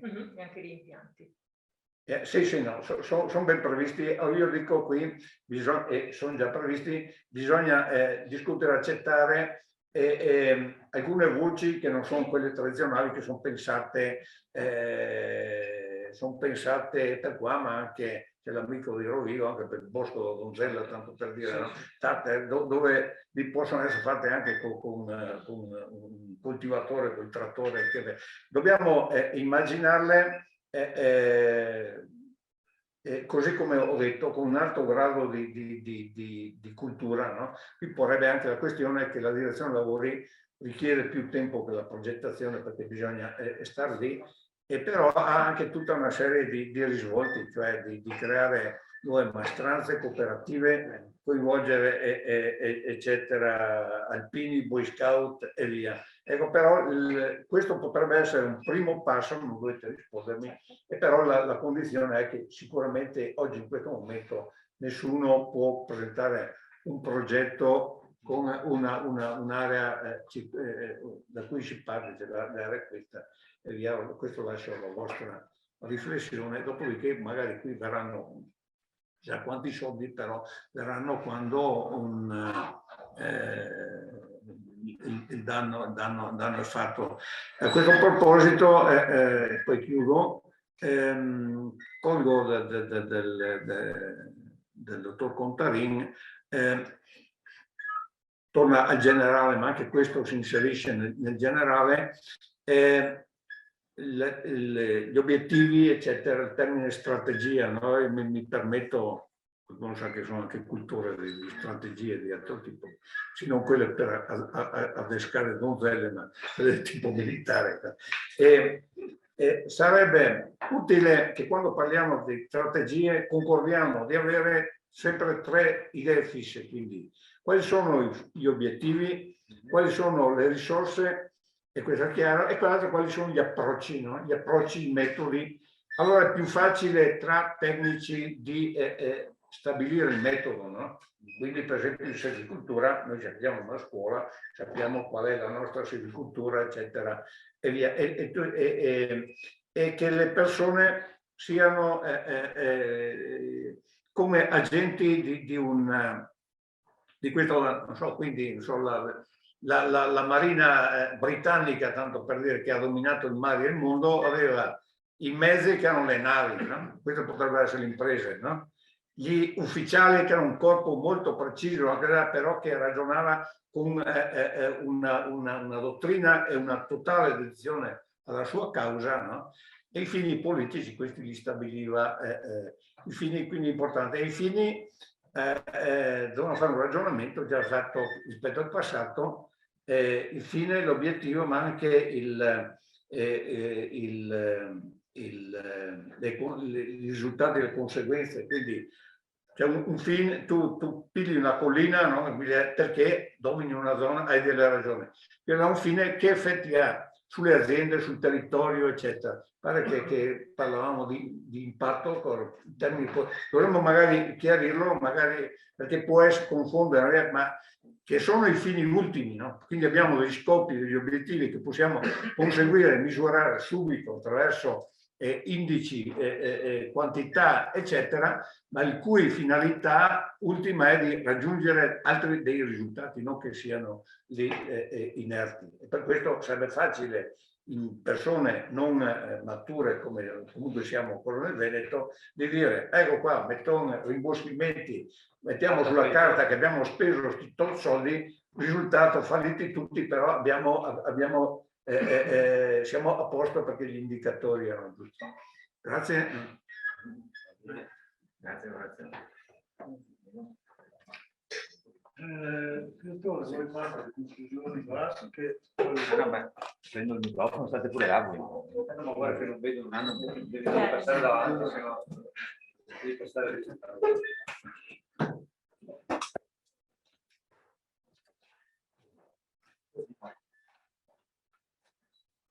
Io ho fatto una battuta su pascoli vostri, no, che non devono essere in conflitto, ma devono essere previsti un attimo. Ecco, no, ringrazio il dottor Contarin, come anche il dottor Andrik di tutte le cose che hanno detto oggi. Ecco, volevo un attimino però fare 2 o 3 domande concrete, proprio per capire dalla base un attimino quali sono le cose che vengono un po' richieste. Cioè calare il PSR, il piano di sviluppo rurale, in maniera giusta per le zone di montagna è una delle esigenze più importanti. Quello che mi sto accorgendo io è che misure fatte bene, calate e usufruite possono veramente cambiare tante cose all'interno di questa provincia, perché è una provincia particolare, con distanze particolari, con problematiche particolari. Ecco, mi vengono in mente 2 o 3 punti secondo me principali. Il primo punto è sulla parte forestale, il discorso della gestione delle strade. Cioè più volte in tante cose le strade di accesso, vuol dire che anche adesso con il discorso di Baia sono state danneggiate, ecco, diventano una cosa importante per rendere fruibili i boschi. Se non possiamo accedere sui boschi, facciamo fatica a riuscire a mantenerli, a curarli, perché poi non abbiamo modalità di accesso a queste situazioni. Andri Orazio ha parlato del problema bostrico, cioè vuol dire che questo è un problema grosso che si sta evidenziando in tutta la sua più regole, più gente, più persone lo stanno evidenziando, nel senso che effettivamente questo sta causando dei problemi grossi, quindi come potrà il PSR in qualche maniera aiutare questa cosa? Lo potrà fare, la programmazione prossima che abbiamo. D'altra parte potrebbero esserci anche fondi importanti a disposizione e la gestione di questa problematica diventa una cosa importante. Dall'altra, diceva prima Donazzolo, parliamo di boschi, parliamo anche di prati pascoli. Quello che sto notando è che noi come provincia di Belluno stiamo perdendo superficie di prati pascoli. Sapete che collegati ai prati pascoli ci sono i contributi della Comunità Europea, ci sono comunque finanziamenti che ci sono. E soprattutto perdiamo una qualità della possibilità di poter in qualche maniera incrementare le aziende zootecniche, che sono una cosa importantissima in provincia di Belluno. Cioè non posso immaginare una provincia senza una zootecnia che in qualche maniera possa curare tutte le parti di montagna che effettivamente, cioè immaginare questa provincia senza zootecnia mi viene in mente che avremo solo bosco, voglio dire, ma forse non è quello che possiamo e che vogliamo fare. C'è una qualità di formaggi, di situazioni importanti e dobbiamo assolutamente partire dalla gestione del prato e del pascolo per arrivare poi al prodotto. Più problemi si stanno sommando a questo, rododendro, boschi che avanzano, situazioni, difficoltà di mantenere le vasche e le bestie in montagna, cioè, tutte queste cose qua spero e come Confagricoltura dobbiamo assolutamente dare un contributo che venga un po' trovata una soluzione o un aiuto o come possiamo fare perché non si perda più superficie. Noi dobbiamo gestire i boschi che abbiamo, gestirli bene perché gestirli non è facile ed è costoso gestirli. Dall'altra non possiamo permetterci che il bosco invada delle superfici a prato che sono una cosa importantissima. Ecco, questi sono dei punti, dei messaggi che secondo me diventano fondamentali. Quindi colgo l'occasione che c'è qua il dottor Contarin, perché poi andremo adesso a fare la nuova programmazione, avremo probabilmente più fondi a disposizione, ne avremo meno, però c'è tutta la programmazione del PNRR che può essere che in qualche maniera la parte ambientale possa essere fatta. Chiaramente poi c'è la parte ambientale che in qualche maniera vuole vivere sua nel mondo agricolo, però chiaramente il mondo agricolo vive se c'è alla fine una redditività, cioè è difficile fare custodi del territorio e però non avere quel minimo di redditività per andare avanti. E qua dobbiamo essere tutti, associazioni agricole, Regione del Veneto, di far capire che la gente pensa che la fare agricoltura, che salvaguardare il territorio sia comunque una cosa standard, che si fa e basta. Però per farlo, voglio dire, questa è una cosa costosa da parte delle aziende. L'agricoltore deve comunque vivere, fa una vita che non è, credetemi, bellissima, voglio dire, perché l'orario non c'è, quindi dobbiamo un po' riuscire a mandare anche dei messaggi giusti in modo che i diversi problemi che ha la provincia, ha questa parte di agricoltura di montagna, possano anche essere risolti. Ecco, rinnovo il discorso delle strade, rinnovo il discorso del bostrico, rinnovo il discorso del pascolo. Anche mi viene evidenziato l'adeguatezza dei macchinari che dovremmo finanziare, cioè vuol dire, noi dobbiamo fare, le imprese boschive devono fare un salto di qualità anche loro, dobbiamo avere imprese boschive solide, imprese boschive dotate di macchinari per avere un minimo di concorrenza o di riuscire in qualche maniera di essere concorrenziali anche in città come l'Austria, dove lì sono veramente imprese dotate, strutturate e con macchinari all'avanguardia. C'è in provincia di Belluno tutto un discorso che riguarda la filiera legno, avremo venerdì prossimo una seconda riunione del tavolo organizzato da Veneto Agricoltura, anche noi come parti, come associazioni dobbiamo però cercare di non parlare solo di filiera legno, ma dobbiamo cercare di individuare quali sono le azioni che veramente servono a questa filiera perché possa ripartire, perché il vero problema è essere in qualche maniera uniti, trovare una soluzione e avere degli obiettivi, come diceva prima Orazio. Se noi abbiamo degli obiettivi e cerchiamo di capire quali sono le cose importanti per la filiera legno, poi a cascata, secondo me, si apre tutto un discorso virtuoso per far diventare la regione Veneto e questi boschi un attimino più importanti rispetto a quella che è la situazione attuale. E il dibattito è aperto, è secondo me la difficoltà di trovare quelle strade, quelle sinergie che possono in qualche maniera aiutare. Un piccolo segnale, secondo me un segnale importante sta partendo adesso sul discorso della borsa del legname telematica che sta gestendo la Camera di Commercio di Treviso. Speriamo che questa cosa inizi a partire quanto prima per dare dei segnali, ne stiamo parlando da tanto tempo, speriamo che iniziamo in qualche maniera a renderla concreta in modo che questo come anche possibilità di vendere legname a un certo prezzo, ma soprattutto creare delle aggregazioni che possono andare a finalizzare degli obiettivi. Ecco, io cerco di essere pragmatico ma anche concreto nel dire che dobbiamo individuare degli obiettivi 2 o 3 e percorrerli cercando di far partire un percorso virtuoso con tutta questa situazione. Ecco. Abbiamo parlato di PFC, noi adesso come Confagricoltura stiamo continuando a gestire tutto il nostro gruppo di Veneto Foreste. Devo dire che gli associati, le persone che stanno aderendo a questa certificazione sono sempre di più, comuni, regole, privati anche, con l'intento in qualche maniera comunque di certificarsi tutto sul discorso ambientale. Questo è positivo perché anche questo è un segnale di aggregazione, un segnale che comunque c'è una volontà di ripartire e di fare bene. Ecco. Se riusciamo a calare bene il prossimo PSR in queste aree con quei problemi concreti che ci sono, io sono convinto che riusciamo a dare un segnale positivo e che anche la Regione possa dire ci siamo concreti e alla fine abbiamo centrato l'obiettivo. Ecco, questo mi sento di dire. Però quelli sono i problemi che vi ho elencato prima che vedo un attimino più concreti. Bene. Io non so se c'è qualcuno che vuole fare domande visto la presenza del dottor Contarin, oppure da remoto anche se lo vogliono fare, non so come funzioni. Io vorrei fare un'osservazione. Sì? Per parlare posso dargli il microfono? Sì. Ah, boh. E che ti sentono anche tu. Io posso... Fammi vedere, prenditi le tue responsabilità. Molti sanno che ci sono. Comunque dottor Moretta, dottor Forestale. Volevo fare un paio di precisazioni. La prima, imprese boschive e macchinari.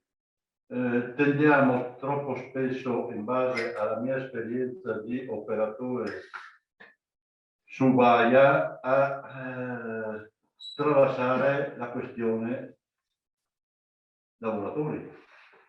Non basta le macchine se non c'è chi le fa funzionare. Il 90% di baia nel Veneto l'ha fatto le imprese straniere. Qualsiasi impresa, anche nostra locale, io il problema che ho avuto forte con, uno dei principali problemi che ho avuto nel gestire sia di baia è che mi trovavo le squadre, nessuno che parlava italiano. Va a precare per 81 con nessuno che parla l'italiano. Fagli la formazione, fagli capire cosa. Telefonino e chi traduce il campo che va che viene, ha capito o non ha capito. È un grosso problema. Io vi invito a riflettere sul problema ricambio generazionale degli addetti, soprattutto sul settore boschivo. Non c'è più uno che parla italiano. E non è solo un problema che di Gali parlano meno. Credetemi, non è questo, perché ci sono 90% parlano rumeno, non sono assolutamente razzista, però loro fanno quel lavoro, punto e basta, con tutti i problemi che ne conseguono, perché le ditte, e qua mi rilascio il fatto che vi sfido oggi ad andare a trovare una ditta che ti dice fra 3 mesi vengo a farti il lotto. Non la trovate. Per cui adesso programmare interventi è veramente difficile. Di là che noi gli compriamo tutte le macchine, ma ribadisco ci vuole chi le fa girare queste macchine, per cui prendiamo seriamente a cuore il problema di chi va a lavorare in bosco, se abbiamo nostre risorse e se no ci dobbiamo adeguare. Io mi permetto di buttarla là, serve nelle misure 1, quelle sulla formazione, serve che insegniamo l'italiano ai giovani. Gente, se vogliamo lavorare così è. Ma io parlo del settore boschivo, ma quelli che gestiscono maghe e pascoli sono nella medesima situazione di avere la manovalanza, perché i nostri non lavorano più fare, è inutile che ce lo nascondiamo. Questa è la verità, perché ci portano a casa anche delle paghe. Io andavo alla dimostrazione e ribadisco, con i problemi che questi comportano, nel senso che loro bravissimi quando sono in cantiere, lavorano dall'alba al tramonto, però quando decidono che devono tornare a casa, le macchine si spengono, le imprese si inventano cosa rispondere ai comuni perché non riescono a rispettare i tempi. Questo è, e pagano penali quando li incontrano, perché i comuni dall'altro sono poco sensibili a queste problematiche. Parlo dei comuni o piuttosto che per cui io vi invito a prendere seriamente a cuore questo problema, perché se no possiamo comprare tutte le macchine che vogliamo alle nostre imprese, ma non vanno da sole, questo è il fatto. Soprattutto i boschi non vanno da sole. Un altro visualizzatore che mi sentivo di fare discorso sinergia o coesistenza pascolo-bosco. Vi porto un esempio, io ho seguito l'utilizzazione degli schianti vaia sul Monte Avena, non so se avete presente dov'è. Lì ci sarebbero delle grosse opportunità di fare una conversione a pascolo. Sollecitato anche dai comuni, ma non sarebbe bello, perché dopo tutto sarebbe bello. Però dal bello che potrebbe essere a dire adesso iniziamo a fare, non il mare, l'oceano ci sta di mezzo. Uno, sicuramente il problema legislativo che va preso per le corna, se vogliamo che... Una cosa che volevo puntualizzare è che bisogna stare attenti, però è qua io mi sentirei di proporre un tavolo di lavoro di gente competente e che sa di cosa sta parlando. Perché io condivido la necessità in alcune situazioni di aumentare la superficie a pascolo, però ritornando all'esempio che facevo dei comuni Sovramonte, Punzaso e Pedavena, mi dicevano ingrandiamo il pascolo. Sì, la mia domanda che vi facevo prima, subito dopo era: avete i capi poi per gestire il pascolo? Perché di fatto il Monte Avena, dove, allora faccio un passo indietro, io sono nato manghese, io mi sono pagato gli studi in un 100 vacche in manga, si c'era alle 4 e si andava a dormire alle 8 se si aveva fortuna e si mungeva a mano. Poi ci ho lavorato, avevo 11 anni e mungevo vacche. Allora si poteva fare, oggi non sarebbe per telefono azzurro, insomma. No, da carabinieri. Esatto, ma allora si poteva fare. All'epoca noi lì avevamo 100 vacche da latte. Adesso in tutto il Monte Avena se ne conto 40, sono tante. Ha senso che parliamo di aumentare la superficie del pascolo? Anche qua bisogna che ci poniamo qualche domanda. Come è altrettanto vero che non tutto quello che è successo con Baia si adatta al pascolo. Paradossalmente c'è anche qui da fare un ragionamento. Ha più senso ridurre il bosco che è rimasto sulla Baia per avvicinare il pascolo alle casere, alle stalle o agli impianti di mungitura e probabilmente riforestare dove c'è stato Baia, perché non vorrei si commettesse questo errore. Se c'è stato Baia lo riconvertiamo a pascolo, dopo il pascolo resta là però, perché nessuno lo fa, perché diventa difficile da gestire.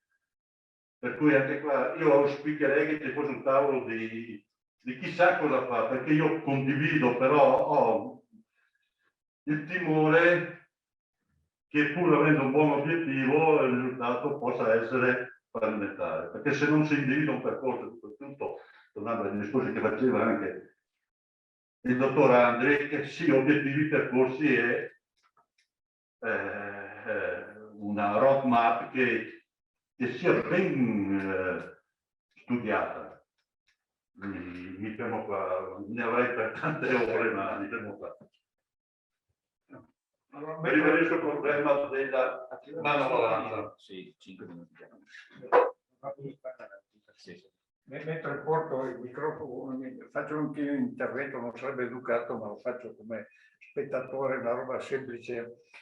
Sulla formazione, non so quale sia lo stato, ma siccome chi gestisce la formazione, se è in corso, potrebbe essere utile fare un corso proprio su VAIA, molto pratico, no? 30 ore, una full immersion per adattare una dozzina di tecnici, tanto per dire, guardie comunali, eccetera, a come individuare, riconoscere questo problema e come fare gli esposti. Deve essere già una preparazione tecnica, però VAIA è una roba nuova, non è come una volta vedevi a primavera.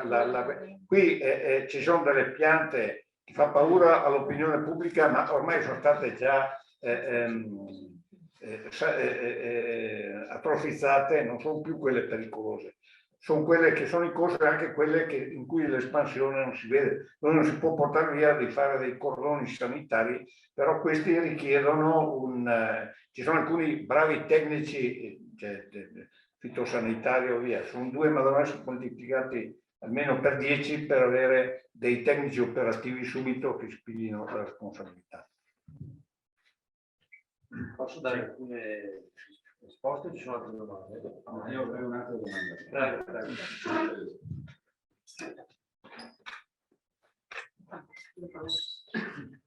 Mi chiamo Vaccini, sono proprietario forestale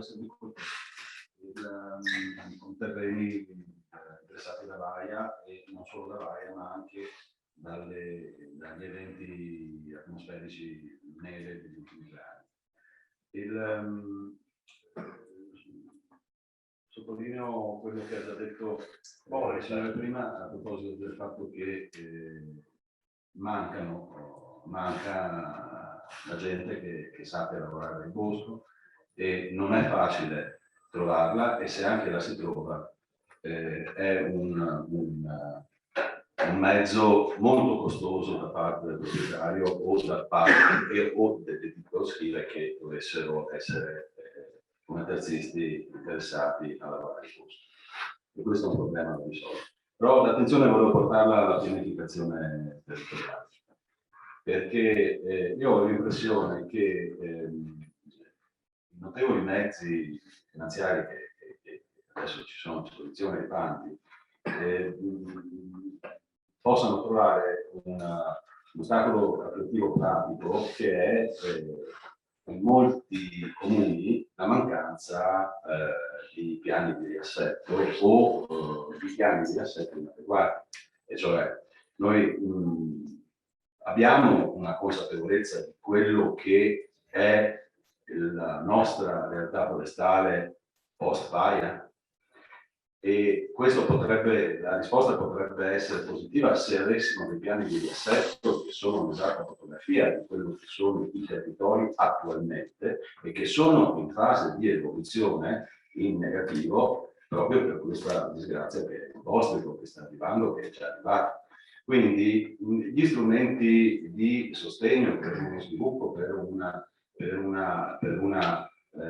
trasformazione di resilienza dei nostri territori, io credo che troverà un grosso ostacolo se i riferimenti sono le vecchie conoscenze, per quanto limitate fossero, perché già sappiamo che il RAF Veneto di per sé, se lo leggiamo, è dichiaratamente incompleto perché mancano dati. Ma per esempio io, per quanto riguarda il comune dove sono io, sono andato nel sito della regione e vedo che è in attuazione il piano di riassetto dal 2018. Mi è stato detto che gli altri piani di riassetto che i comuni hanno, se poi vai a vedere se sono una fotografia o una pianificazione di quello che dovrebbe essere la realtà forestale del territorio, beh, insomma, forse sono talmente generici o talmente che non possono essere di serio aiuto per organizzare uno sviluppo forestale serio e corretto del posto.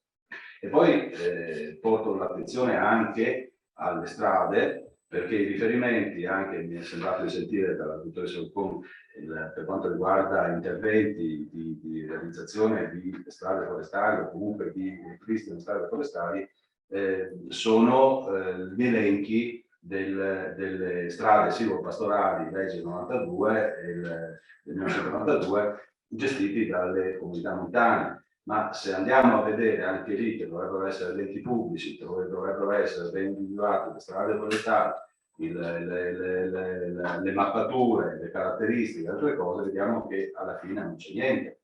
Quindi se noi vogliamo progettare un qualche cosa, avvalendoci dei finanziamenti che arrivano col PSR e con altri strumenti, poi nella pratica anche il tecnico che fa la progettualità viene a trovarsi un problema di coordinamento con l'istituzione, perché l'istituzione locale, che so, comune, lei stessa non sa che cos'ha, non sa come, con tutte poi le problematiche pratiche che in sede di realizzazione del progetto possono sorgere.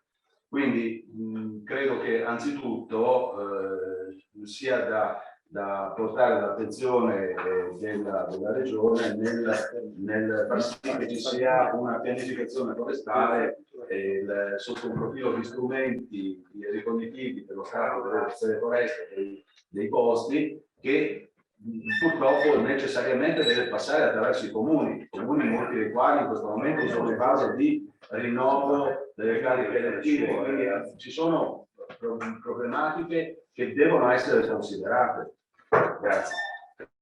Si dà il microfono. Buongiorno, sono Alexa Bernacchi, Confagricoltura e Risorse Boschive. Solamente una considerazione, intanto molto positivo sulla misura 8.6 che venga inserito anche un punteggio per le imprese che sono iscritte all'albo delle imprese forestali regionali. Questo chiaramente è un problema diciamo, a livello nazionale che si sta chiaramente andando a delineare proprio in tutte le regioni, proprio per andare a qualificare direttamente il settore di cui ne abbiamo assolutamente bisogno. Siamo comunque diciamo, già in una regione che rispetto a tante altre è molto più avanti.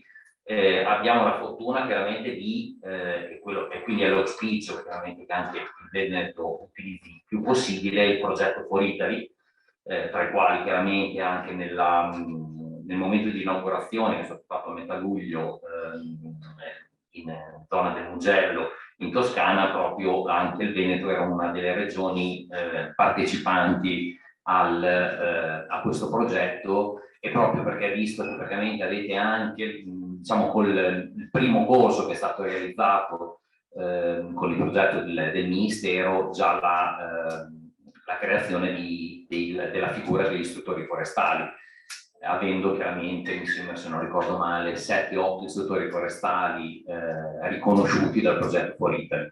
Quindi formazione professionale fondamentale, proprio per riprendere il discorso del dottor Moretto, sì, sul quale veramente le imprese devono assolutamente andarsi a inserire, chiaramente con qualifiche importanti, con i patentini di operatori forestali, quindi di conseguenza questo è già comunque un passaggio importante per valorizzare chiaramente il settore che si sta facendo a livello nazionale, e soprattutto per quanto riguarda proprio una tracciabilità di quello che è il settore forestale, su quello che è il problema del prodotto, e auspicando chiaramente che anche all'interno di questi bandi venga anche preso in considerazione quello che è tutta la nuova normativa sulle UTR, quindi il regolamento sulla dovuta diligenza, la 995 del 2010, proprio su quello che è il taglio illegale e la tracciabilità del legname chiaramente che arriva sul nostro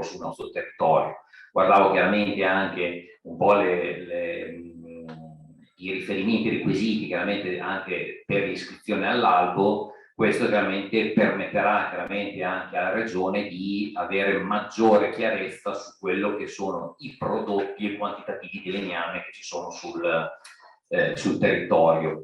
Immagino, ecco, questa è una domanda, che sull'8.6 magari le spese ammissibili non siano, come penso anche nelle altre regioni, l'acquisto anche dei dispositivi di protezione individuale, che infatti questa è un po' spesso magari una delle invece un po' problematiche, nel senso che è una delle cose fondamentali proprio partendo chiaramente all'interno del bosco, e peccato chiaramente che siano state tolte chiaramente a livello comunque nazionale. E ecco, chiedevo qual era la dotazione finanziaria dell'8.6, che io magari mi sono perso che non ho chiesto la dotazione finanziaria di questo bando. 2 milioni e 8. Franco, se vuoi. Sì, alcune precisazioni, più che altro, meglio alcune conferme, così poi puoi concludere i lavori. Innanzitutto ringrazio tutti gli interventi che sono assolutamente sul pezzo, e nella loro, come dire, frammentarietà sono le tessere di un puzzle complessivo che mi conferma che siamo sulla strada giusta, però, perché su tutti i punti che sono stati posti come elementi di lavoro, guardate che come regione noi ci siamo. Mi viene da dire però che ciascuno deve fare la sua parte. Io mi chiamo Franco di nome e lo sono di carattere, quindi non mi risparmio, ma non le risparmio. Cioè, io capisco il problema degli operatori forestali, che bisogna formarli a sapere l'italiano. Accolgo l'istanza, dico bene, venga rappresentata nelle sedi opportune. Le sedi opportune ci sono e sono operative, e come stanno organizzando i centri formativi delle varie associazioni di categoria la formazione per le badanti che devono sapere l'italiano, se servono per l'operaio forestale che deve sapere l'italiano, ci sono. Non devo mettere in atto io un'azione, scusate, personifico la regione, ma non sono io la regione. Non è che la regione deve inventare l'acqua calda che c'è già, solo che è spostata. Qui c'è un tema probabilmente da condividere, una riflessione e da attivare. Siamo in casa di un'associazione di categoria che ha ben altri strumenti rispetto a quello che conosco io e sta già operando molto in una direzione. Deve allargare la platea. Fino a ieri non c'era il problema dell'operaio forestale, nel senso che c'era disponibilità di manodopera sul territorio. Oggi abbiamo presenze che arrivano. Bene, si allargano le offerte formative o si cercano le iniziative che servono, perché gli strumenti ci sono già. Sono probabilmente una novità per il nostro contesto. Quindi attenzione, agli strumenti ci sono. Ripeto, ognuno deve fare il suo, quindi vado un po' a ritroso sugli interventi. Ho capito, le unioni montane, vanno sollecitate le unioni montane ad aggiornare la pianificazione della viabilità forestale, perché è fuori discussione che ogni progetto va inserito in una logica. Voglio dire, chiediamo dei business plan ai giovani agricoltori per il loro intervento. Ma come faccio a fidarmi di dare botte da 500.000 euro di aiuto per fare una strada? Ma stiamo scherzando o stiamo scherzando? Quindi, ripeto, i percorsi ci sono, le istituzioni, i ruoli ci sono, vadano agiti. È uno sforzo in più, sono sforzi che vanno fatti preventivamente. Lo so anch'io, l'ho visto anch'io, per quanto io conosca di striscio il settore forestale, che il settore è molto seduto sulla rappresentazione dei problemi.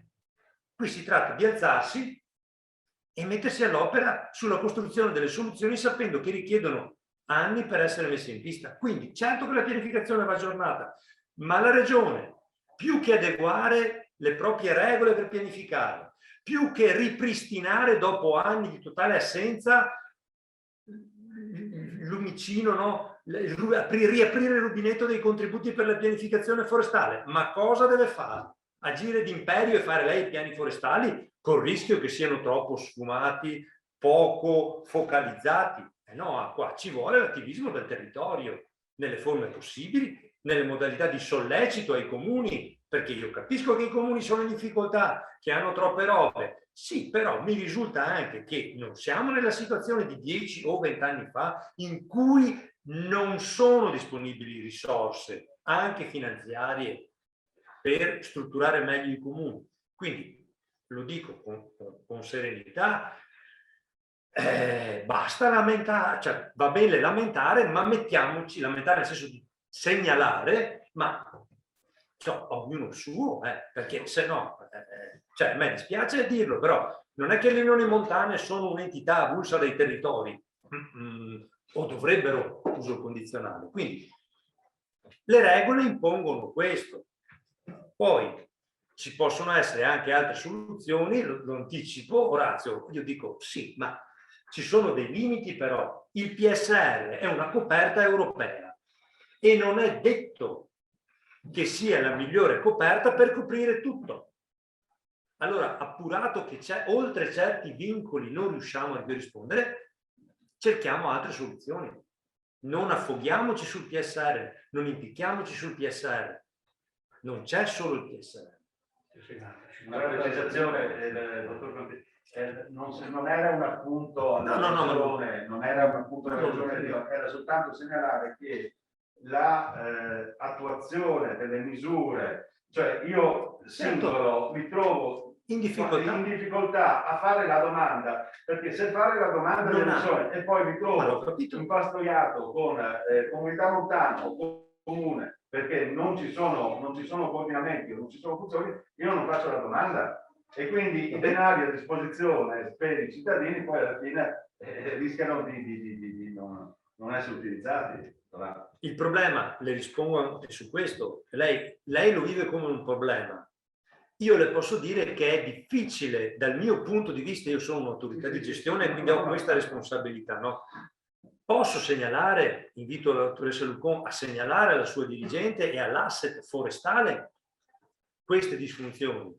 Però lei capisce che noi finora, e tuttora credo, e anche in questo bando, abbiamo il problema contrario. Cioè, ma come mai in certi territori invece il problema è superato? Quindi la dico così. Io ho il problema che i soldi non bastano comunque rispetto alle domande. Sicuramente è perché avremo bisogno di un PSR da 2 miliardi, non da 1 miliardo, ok? E questo già è un problema. Però a parità di condizioni taluni arrivano, tal'altri no. Belluno come provincia, come territorio provinciale, noi ragioniamo su scala regionale, ma Belluno, tutto sommato, Belluno e la zona montana bellunese si è piazzata meglio della zona montana veronese. Perché? Perché anche lei in Lessinia, cioè, già il primo bando è emerso piano di viabilità, ma che cos'è? Così. E polemiche sui giornali, Verona bistrattata, sì, a noi viene da sorridere, no? Che conosciamo la realtà. Cioè,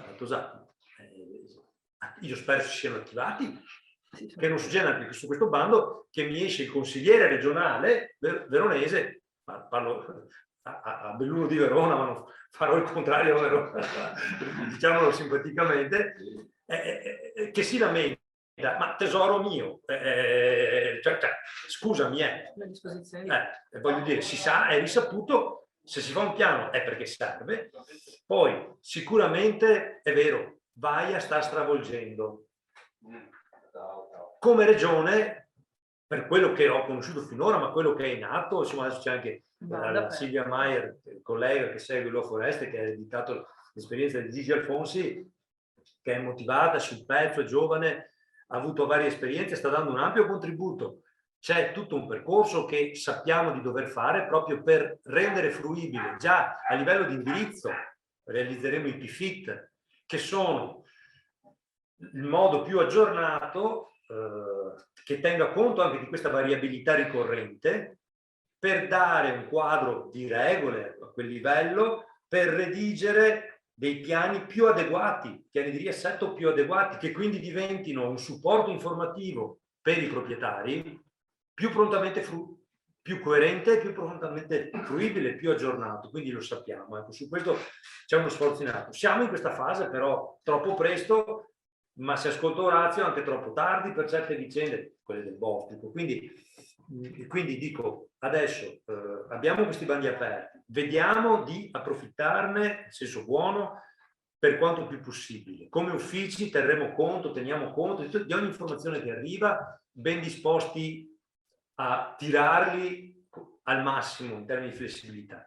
Laddove la flessibilità non bastasse, Orazio, ti rispondo rispetto alla riflessione assolutamente che condivido iniziale che hai fatto, di tarare forse un 8-4, un sottomisura 8-4, un bando targato Bostrico e che quindi abbia quelle specificità. Allora, vediamo cosa arriva. Invito la struttura tecnica, invito Martina a stare sul pezzo. Se vediamo che per varie ragioni, no, questo bando è troppo sfocato e quindi la risposta è esigua o non è comunque soddisfacente, vabbè, ma non è che il calendario che abbiamo fatto dei bandi è una lapide su una tomba. Si mette appunto nei limiti dei requisiti che abbiamo a monte sul PSR, che sono in qualche modo blindati, quelli che possiamo modificare, li modifichiamo. Se non li possiamo modificare, vediamo come possiamo ritoccarci sui margini che dà il bando, perché capite, no? La scheda di misure PSR dà le direttive, come no, è l'autostrada. Poi per andare al paesino abbiamo il bando che è l'articolazione viaria di livello inferiore, di maggior dettaglio e che può, come dire, avere ulteriori margini di flessibilità. Vediamo di sfruttarli tutti e possiamo inventarci a fine anno anche un ulteriore bando, voglio dire, le risorse sull'8.4 abbiamo visto, abbiamo integrato anche con la modifica del PSR, Renato, ma non le abbiamo inserite a bando, proprio perché volevamo vedere cosa succede con questo bando qua, perché anche noi abbiamo detto è sufficiente, cioè è sufficiente non finanziariamente, le regole vanno bene per il problema del Bostrico, che è l'urgenza, l'emergenza in particolare, poi per carità una quota di progettazione risponderà invece al ripristino di situazioni più tradizionali, ma è sufficiente in questo senso?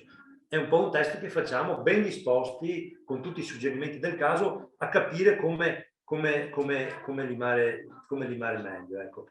Il tema delle malghe, allora il tema del recupero, riduzione superficie boscata, si presta, non si presta, è difficile anche affrontare, come dire, coniugare il generale col dettaglio.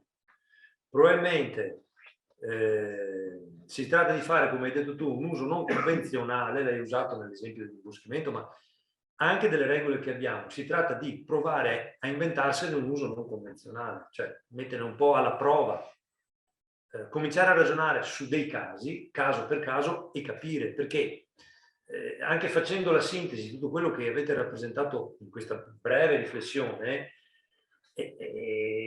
non è mica semplice fare stare insieme i vari casi. Quindi, perché certi temi che ha posto Renato, io li riverso sul disciplinare di Malga, sui disciplinari di Malga, e anche qua ognuno il suo, la mia struttura non ne ha competenza, noi sul PSR, come dire, riflettiamo regole di altre situazioni. Io non escludo che per il recupero delle malghe forse lo strumento più efficace è quello, perché io come PSR, più che rendere disponibili, lo dico, se sono 13, sotto misura 13.1, sotto misura 10.1, 4, cioè sono importi a ettaro significativi. Questo è il mio ruolo. Se io comincio a caricarci già più regole di quelle obbligate che mi dà l'Unione Europea, e vediamo cosa succede con il refresh, no? Ok. Se ci aggiungo altra roba ancora, già adesso le domande sono difficili, non lo so, se corriamo il rischio, perché poi se sbaglio, se una regola è troppo rigida lì, e ce la cucchiamo, perché poi l'Unione Europea non è semplice da domesticare, da portare dove vogliamo noi. Quindi dico, agiamo sugli strumenti amministrativi, c'è un disciplinare tipo, si può chiedere ai colleghi della direzione competente, quelle enti locali, di avviare un percorso di aggiornamento di questi disciplinari che possano contenere qualcosa di riferibile, perché sono datati quelli lì, quello lì è datato, all'attuale situazione. Però anche qui preferirei che fosse la realtà il gruppo delle imprese che si mette in moto, perché poi lo sappiamo, Renato, sappiamo benissimo cosa ha provocato l'innalzamento dei premi in questa tornata di programmazione. Ve lo ricordate? I discorsi, la concorrenzialità che ci portiamo a casa. Allora qui io rappresento la difficoltà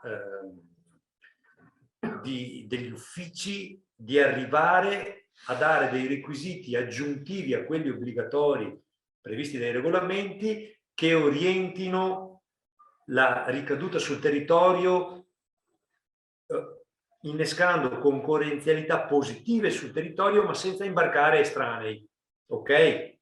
Lo detto diplomaticamente, perché anche questo è un altro fattore, un altro parametro, perché corriamo il rischio magari di attivare una linea d'azione di recupero di prati, di pascoli o di conservazione e il problema grosso ci arriva di là dopo.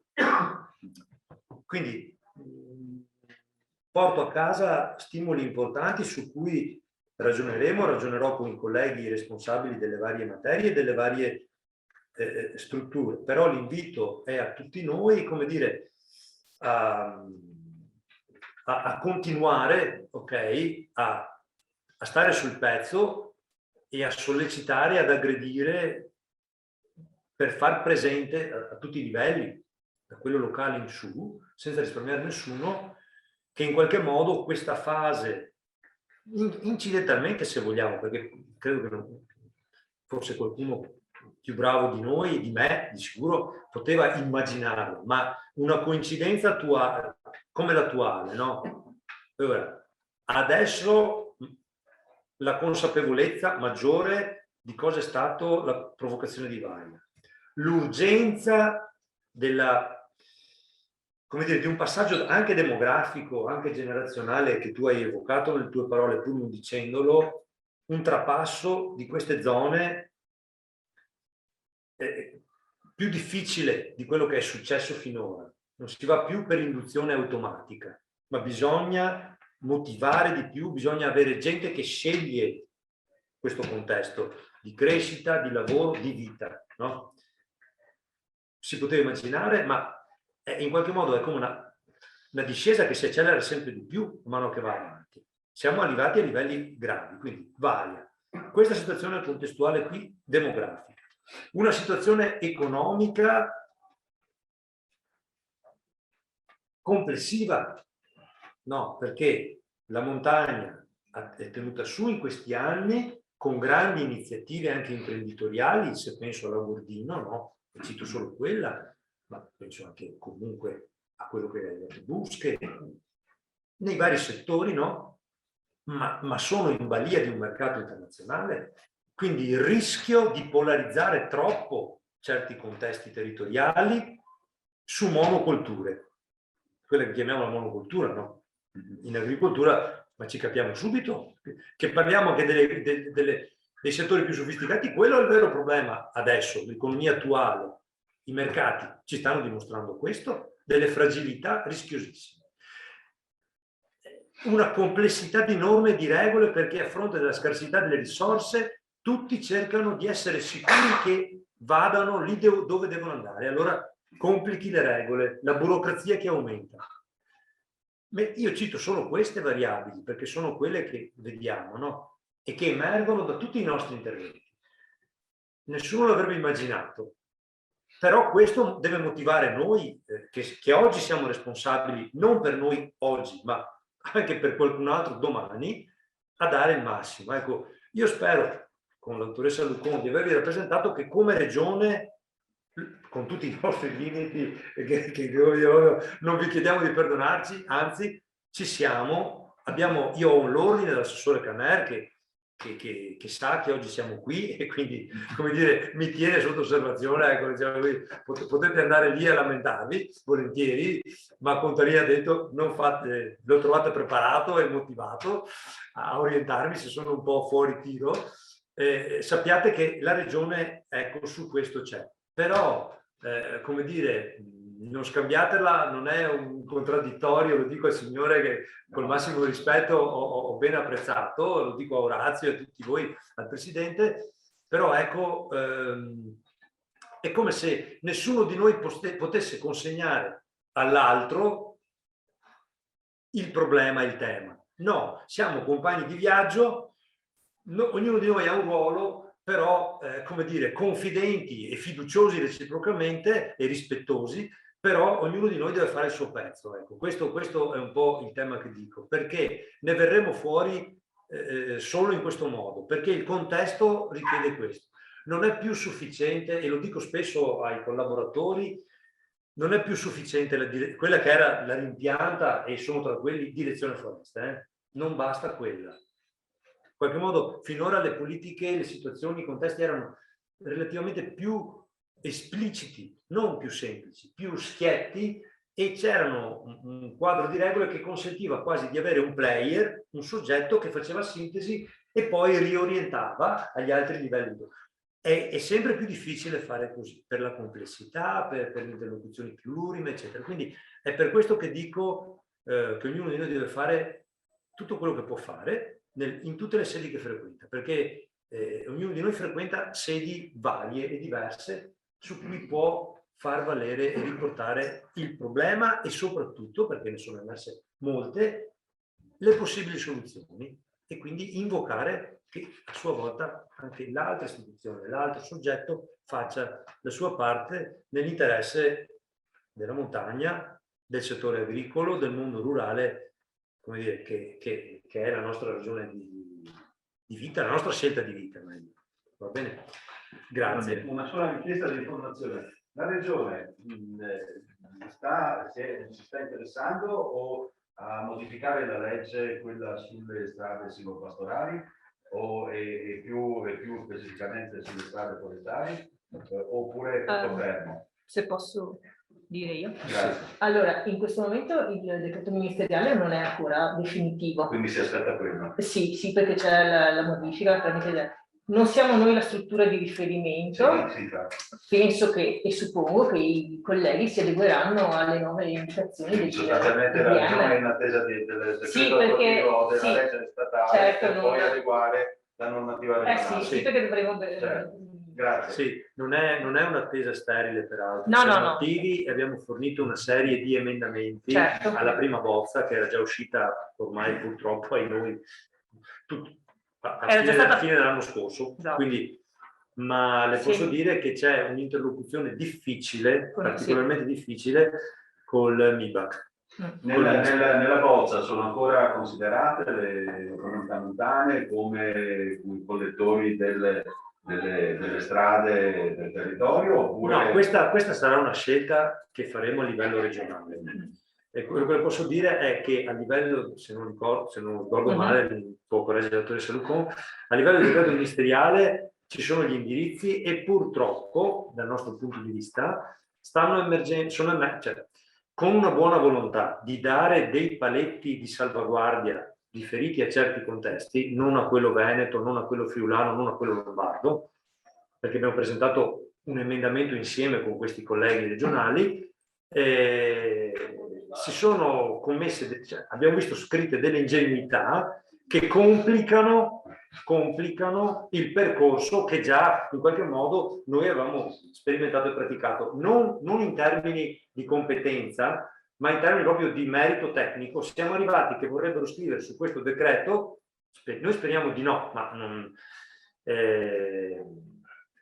a causa di questa infelice, diciamo così, situazione provocata in buona fede da alcuni colleghi di alcune regioni del sud, presa al balzo dal Ministero dei Beni Culturali e Ambientali per metterci dentro la sua, addirittura altro che pendenze massime, curvature, quanto al massimo si può, io dico, erodere la scarpata, altezze massime di scarpata, robe folli, come se la montagna, la collina, no, fossero standardizzabili. Ecco, ok? Quindi questo, per fortuna, dico io, purtroppo da un lato, ma per fortuna ha rallentato, ha richiesto un ritorno nelle due amministrazioni precedenti, che sono Ministero Politiche Agricole e Forestali e MIBACT, per risolvere, perché su questo come regioni, questo asse che non è precostituito ma di merito, diciamo così, abbiamo detto che noi non voteremo in conferenza Stato-Regioni quella bozza che c'era stata formulata. Quindi speriamo che si risolva. Grazie Poi, per l'aggiornamento. ok, quindi questo è il motivo e noi speriamo comunque che si sia risolta la cosa, ecco, al più presto.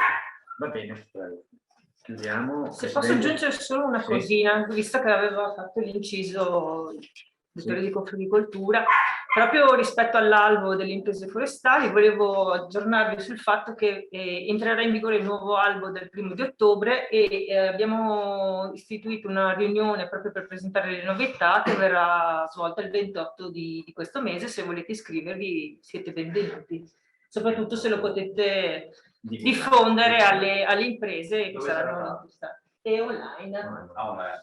Sì, perché ci sono 300 imprese, quindi abbiamo pensato di fare una prima tornata di 150 invitati e poi eventualmente se ci sarà una maggiore richiesta. La mail list vostra è per esempio su tutte le news, sia sul portale Piave, sia sul portale... Chi è iscritto alla mail list della PSR? Sì, dovrebbe essere passata anche tra le news del Abbiamo PSR. lanciato anche lì la sì, dovrebbe essere passata anche tra le news, comunque lo trovate nel sito delle foreste e anche in quello del portale Piave. Grazie. Presidente, per le conclusioni, 2 parole. Bene, grazie dottor Contarini, grazie per aver partecipato, grazie a voi per essere stati presenti fino al quarto.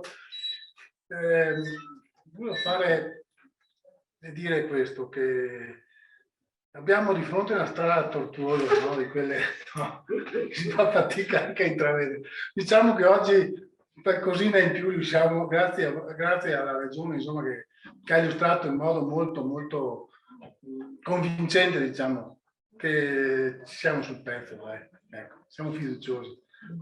E vediamo, e cominciamo a vedere un po' una strada meno tortuosa e più per i nostri amici qua che vivono tutti i giorni queste difficoltà che si presentano e che si stanno presentando purtroppo in maniera molto preoccupante. Ecco, speriamo insomma di riuscire e da parte nostra, da parte di Confagricoltura, il massimo impegno e massima collaborazione con la Regione, con l'Ordine e con tutti quelli che hanno a cuore la montagna. Ecco, grazie. Grazie.